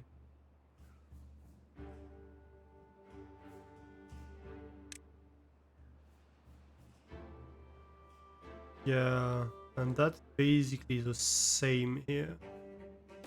except this one is open to the element. So let's not. Ah, I keep hitting the wrong keys. It's annoying.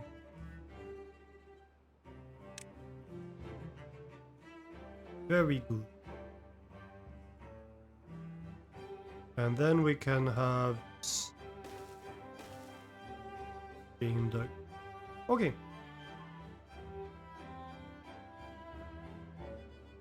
We just finished work. We'll do some more reading on solitons. Ah.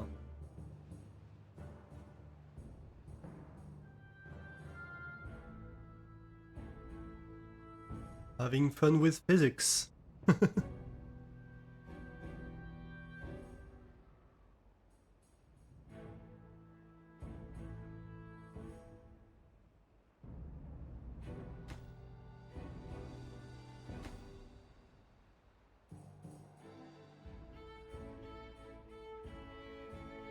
Okay, one more.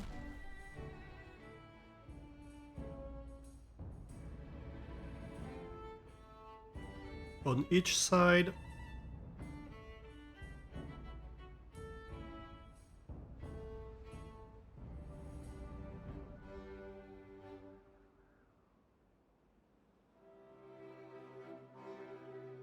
Yeah, at the end of the day, these things, these quasi particle things, are just basically like excitation modes traveling around, quanta of energy traveling around, right?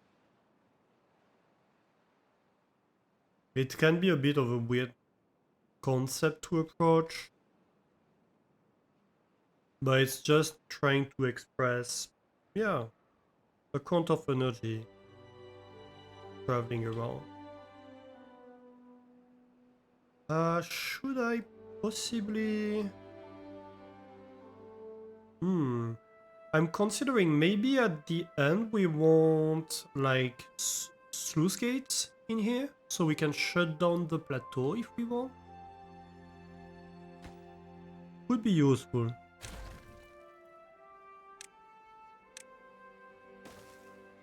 So here we have that.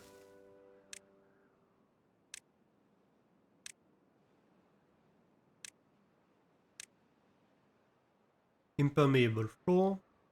And once we have the impermeable floor, we can just remove these. And yeah, I think eventually what we're going to want, if I destroy like these little platforms, will be sluice gates in here and in here that will allow us to just shut down the flow of water going up if we do wish to do so. And so I can probably impose these two. Yeah, because that's already built. Very good.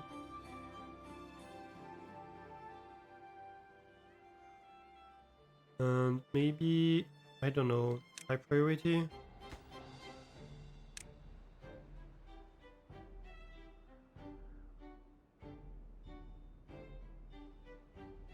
It's kinda crazy the amount of underground work I have going on. Like most of my colony's building is happening underground at the moment. If not all. Well, not all, because I have also like all the terraforming building which is above ground because you're pouring dirt above the places that you're going to dig afterwards. It's kind of funny.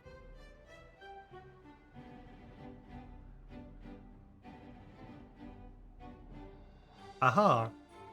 So this should be filling, yes. So water is now coming up all the way back here thanks to the pressure provided by the dam over there. And so if we look on the surface, this whole thing should become green.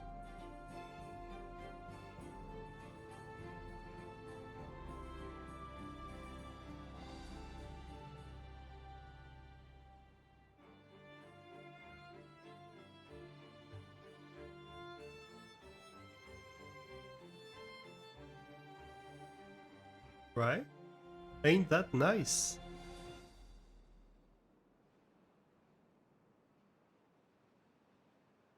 Slowly propagating.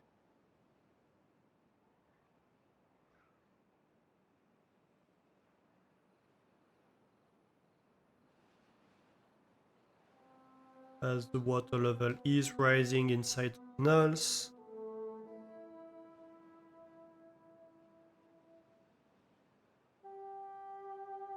We have a beaver that probably finished the second access of water, so that should speed up the water level going up.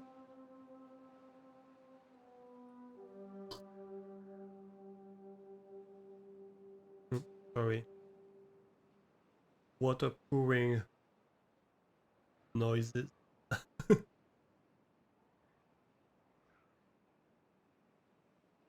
Come on, why are you not filling up? Is the dam not full? No, the dam is full enough. Like it has like 4 more tiles of water than you do. So what's going on here?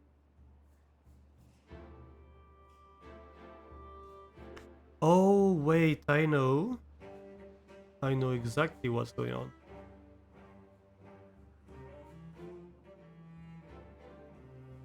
No, wait. Maybe I don't. I'm not actually sure I know what's going on. Is this just taking time? It might be just taking time. My hypothesis was, oh, it's because like the water intake is right here, but that shouldn't be a problem because it has back pressure from the dam. Yeah, this is no filling back up. Okay. So we should start seeing full irrigation on the surface propagate, I think. This is full, right? Why isn't this all irrigated? I don't get it.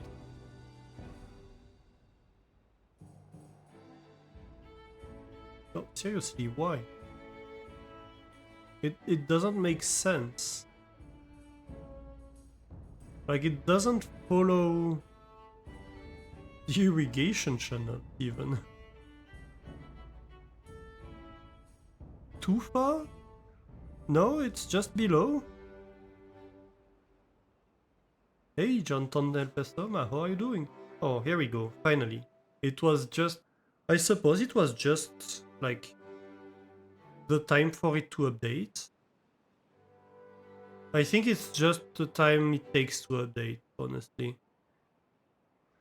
Still filling up? Yeah, but the what was puzzling to me is that this was showing up as full. You had these hashed lines, which you appear when it's full. Although I suppose you see it at maybe 085, so maybe it wasn't full, or something like that. You had this on the map making. Yeah, maybe it was just filling up. Maybe you're right. Would I like to give you suggestions? What kind of suggestions do you want? I can possibly give suggestions, maybe. Although, be warned, I'm not super experienced at the game.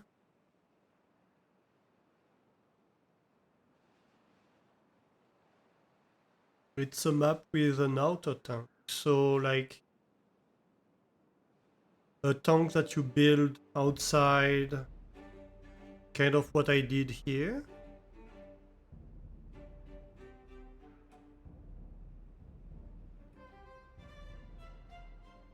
Way bigger, yeah.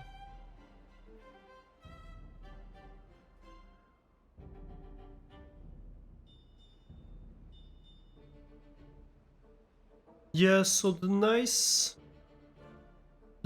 thing with this kind of tanks is like you can just take back pressure from the source, right? Links allowed, it depends on how much you've watched the channel. But I can probably give you permission when you're ready for it. Yeah, I can give you a permit. I can do that. But otherwise, I think you need like... I don't remember exactly the settings. Let me check the settings. What's my bot settings on that phone? Where do I find it even? I forget.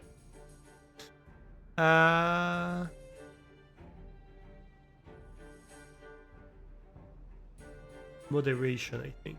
Yes, URL moderation. Yeah, so subscribers or VIPs or mods can post links, and otherwise you need to have watched at least 10 hours.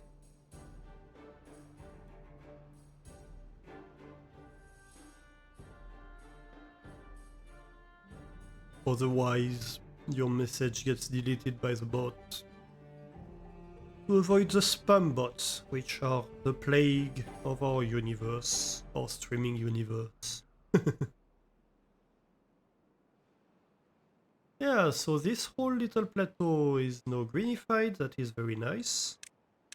I can possibly have a path that allows them to do the work I asked for a while ago. Why is this getting dry? That's weird. Oh, I think because... okay. I think because they dug below. And so... it's like, oh, but I'm lacking water now. Because it needs to backfill. That's fine.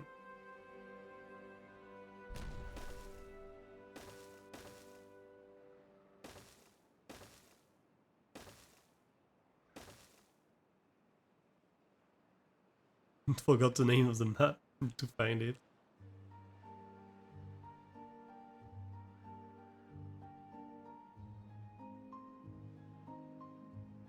Okay, so what else did we have going on over here?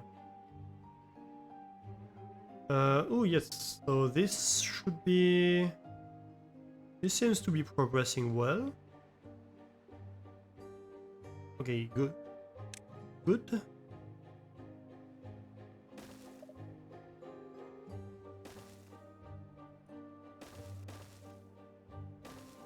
Uh,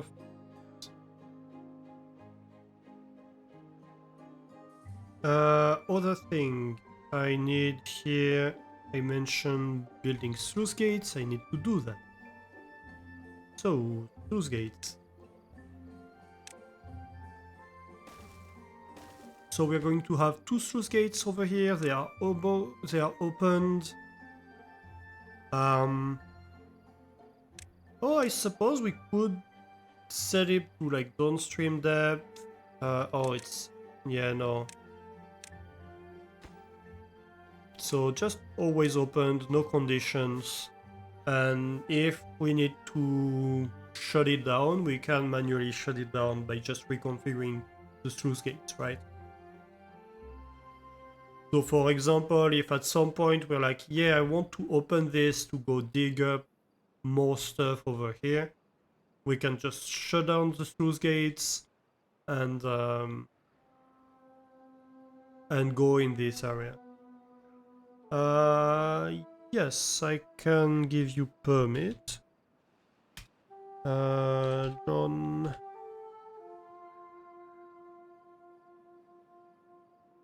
I don't know how the bot is going to behave with the 5 beings. Yeah, that worked well. So let's have a look. Ooh, I see. Let me open all of them.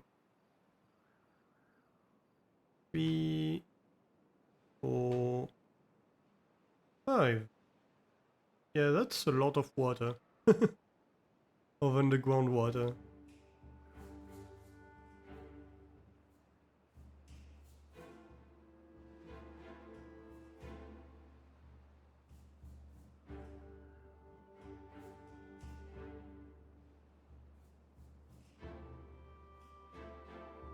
still early stages of testing, yeah.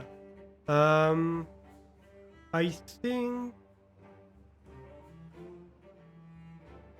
like one issue you may be having is you see you have these lines in between your irrigation areas.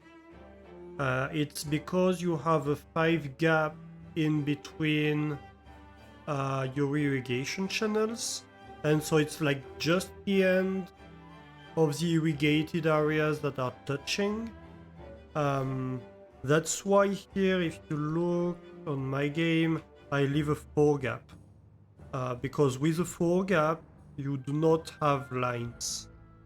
Because the third tile is where it starts to become partially hydrated, right? So technically it works.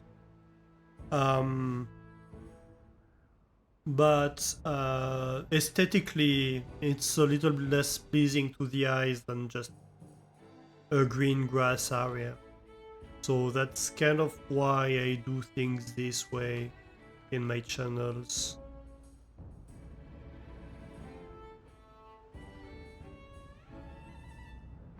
It seems to work out better with 4 than 5.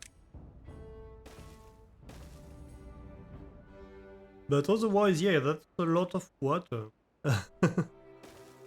And so what's the goal here? Is it to have a map where you have a finite amount of water overall on the map or something like that? I'm curious what's the goal of the map. What's the challenge?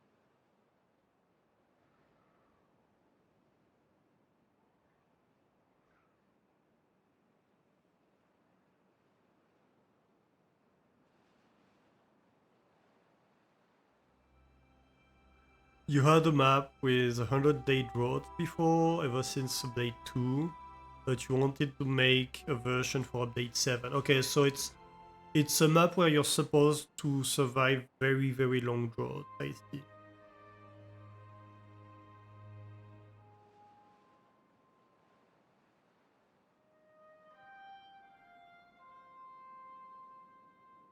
So you have a very large reserve of water on the side. What's interesting with update 7 is you can pretty much do that by having like a huge above ground water tank that gets filled by your sources if you want. Sorry. That can be an interesting way to build, right? That's basically what I did here. If you look, so I have the water source over here. I just reject the bad water right here and accept the clean water over here. But the fun thing about these water sources is they have infinite pressure, right? And so you can fill up a tank that goes as high as you want. So you could have like a 1 tile block going up, a column, and then have a huge overhang all across your map that like takes water to the height limit if you wanted to do so. And then you'd build below that, basically. So what I did in my other save is kind of something like that, where I have... Basically, I have a hydroponics area, but without... Like I'm with Tails. So I'm basically building a huge hydroponics area where I just have a water tank that goes up to map limits and distributes water all across my map.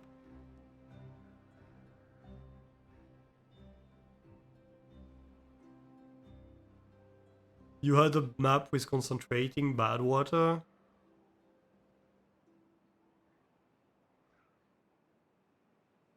Yeah, that's kind of what I do here. I have a bad water dam.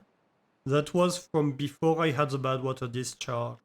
I suppose with Four Tails you could have a dam like that, so I feed the pumping, but thanks to the bad water discharges, I have two of them.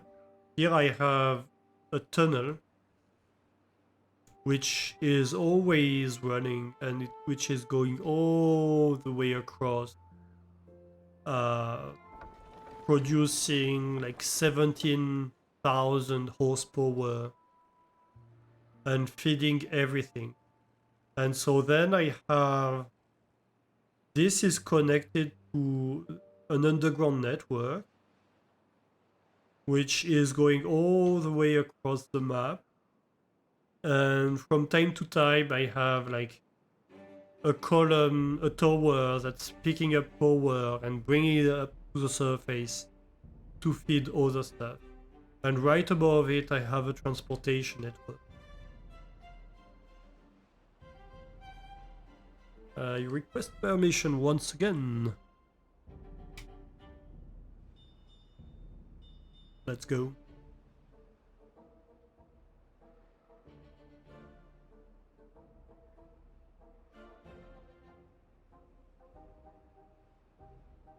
It's kind of interesting to build this like underground network stuff. It's a way to have a still aesthetically pleasing.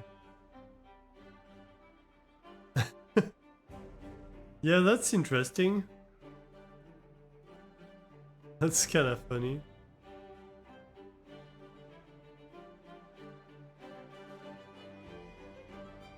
So it's like a... Is it a geyser? Or... Are you manually...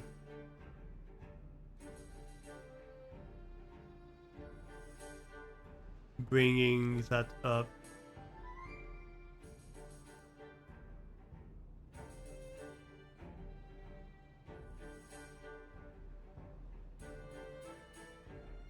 It's a lot. It's it's all water. Nice. That's funny.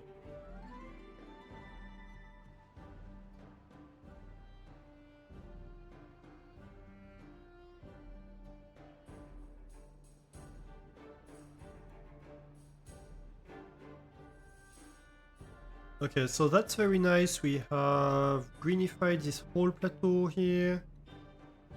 This plateau is getting there. Ooh, we need past actually. If we want to go further.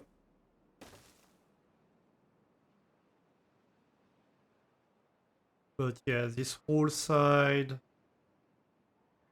is pretty much there. We need to dig up this whole side as well. I could... I suppose I could have like another sluice gate that feeds in there. And then we have these that are getting dug out. Slowly but surely. And once we have all that, are any of these paused? Yeah, but at the end of that. Okay. So this is just, I need more tunnels.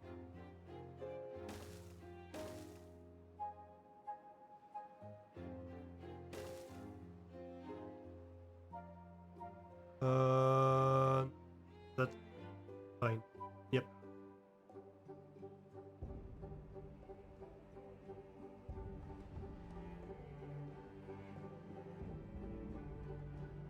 And so this just needs a lot of dirt.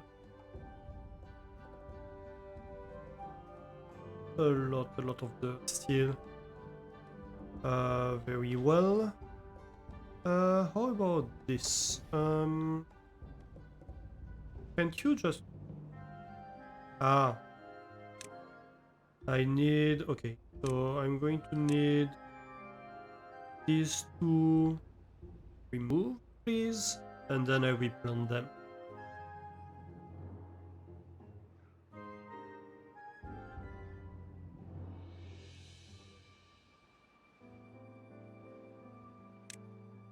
Because I don't want to add a lumberjack just for that.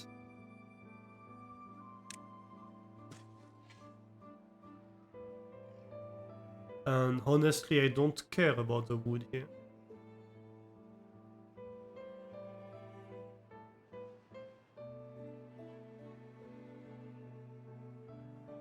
We're getting close on number of beds. The population is growing thanks to the happiness boost of the repopulator, which is an interesting problem to have. The pine, the sap, well, the resin storage is slowly recovering, but yeah.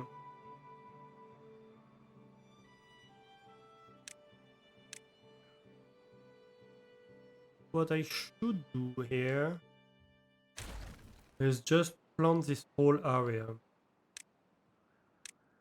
You can all be pine.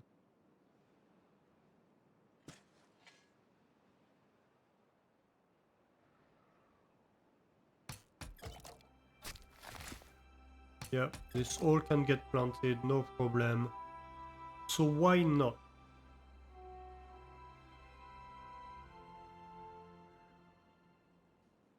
Why the hell not?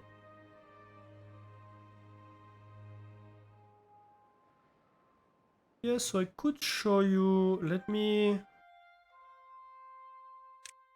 take a save here. And we can load my other save. Going to take a little while because although it should take less amount, less time than this one to load because it's not as big. The map is not as big. I don't have 500 beavers in there. I have the slightly more reasonable amount of 200 beavers. It is taking quite a while still.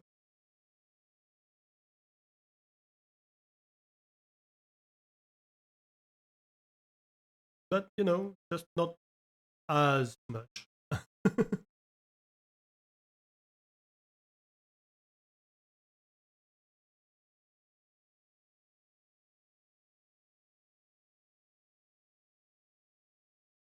Which doesn't mean that the computer isn't struggling still. It is still struggling. Your computer starts lagging around above 250 beavers, including bots. So the fun thing is it's not the processor the problem, it's the memory. I only have 16 gigabytes RAM. And yeah, that's not cutting it.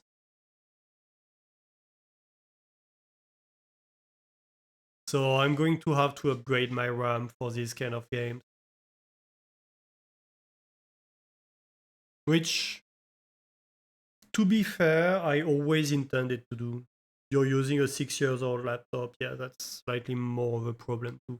Okay, so that's Tails Colony, right? And so that's what I'm talking about.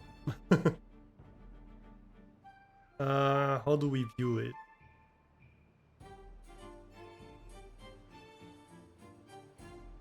Right, so over here,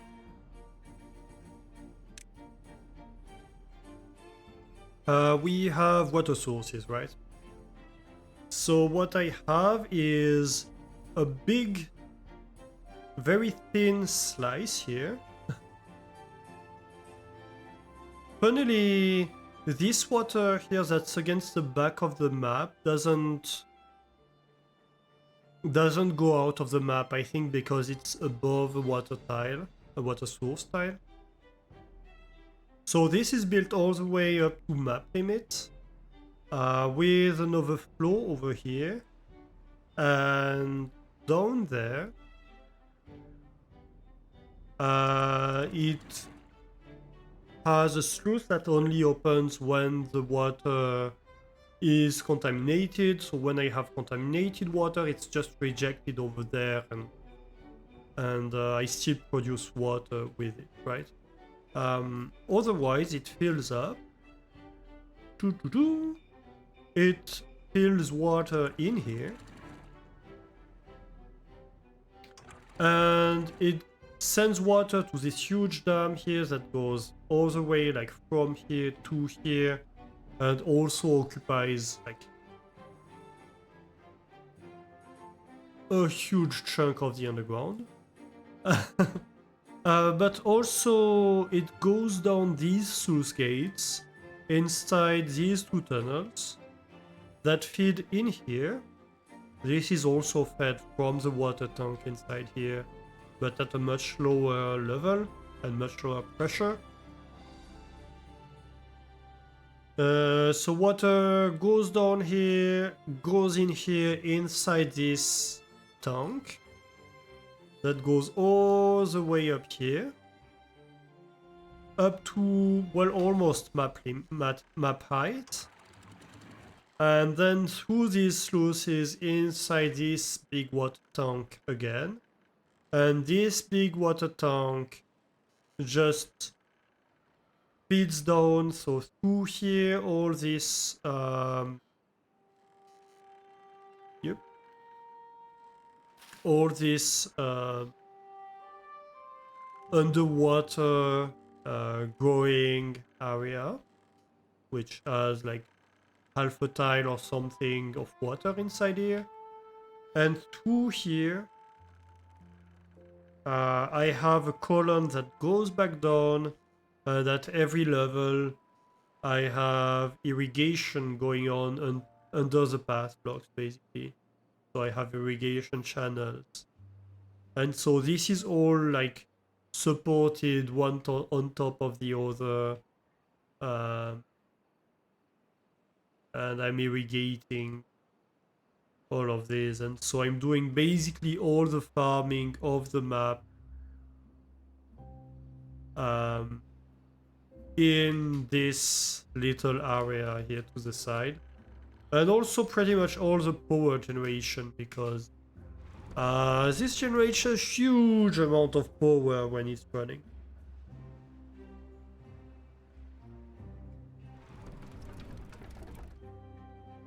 I'm not consuming nearly as much power as in the other map. Can we see a little bit of wind? No, apparently not. And yeah, I have a little bit of like agricultural land over here, but most of these are stopped, so it's mostly for aesthetics at this point. And that's what I used to use, but nowadays it's just not used anymore. Everything is grown over here. And this is sustaining, yeah, 200 beavers, 200 robo beavers, something like that.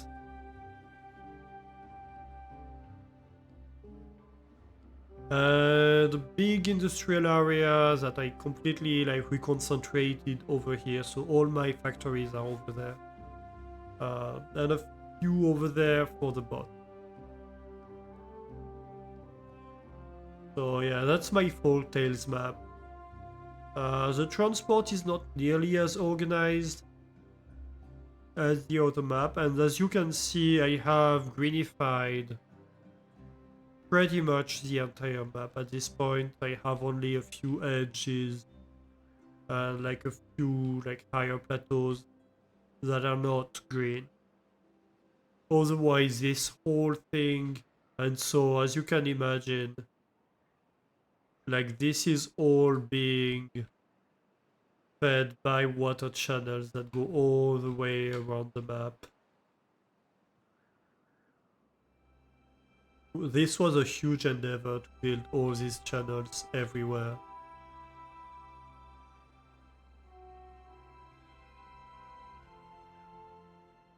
And these all connect to this tank, so to this eventually. Like this is connected to everything now. You see through here, this feeds these branches.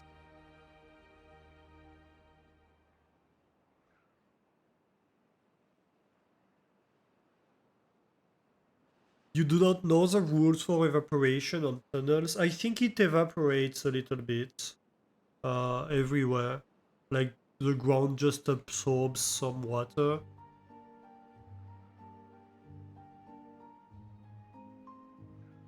So I think it's pretty much the same as the surface. I don't know if it's a different rate or not, but it seems like irrigation tunnels, at least the irrigating part, definitely do consume water. And so I think mostly it's proportional to the surface area. I just don't know the rates.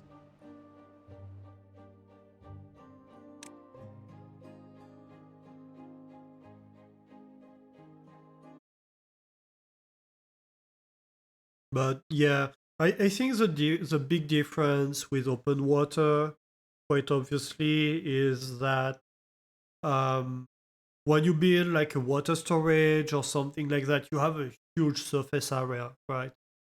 Uh, just because you want a large volume. In an underground tunnel, you only have like one channel irrigating well, 5 blocks wide. So, like the irrigation compared to an empty underground storage is divided by 5, right? This game does not respect physics like that. Well, it's bound to be something like that because it's gonna be like every exposed tile is going to lose some water. So it means it's just going to be proportional to the surface of the water channels. Possibly you could have it proportional to the surface that is irrigated, but I don't think they go that far probably. Most likely it's any exposed tile that does not have water above it loses some amount of water per unit of time. It could be different whether it's air or ground above it.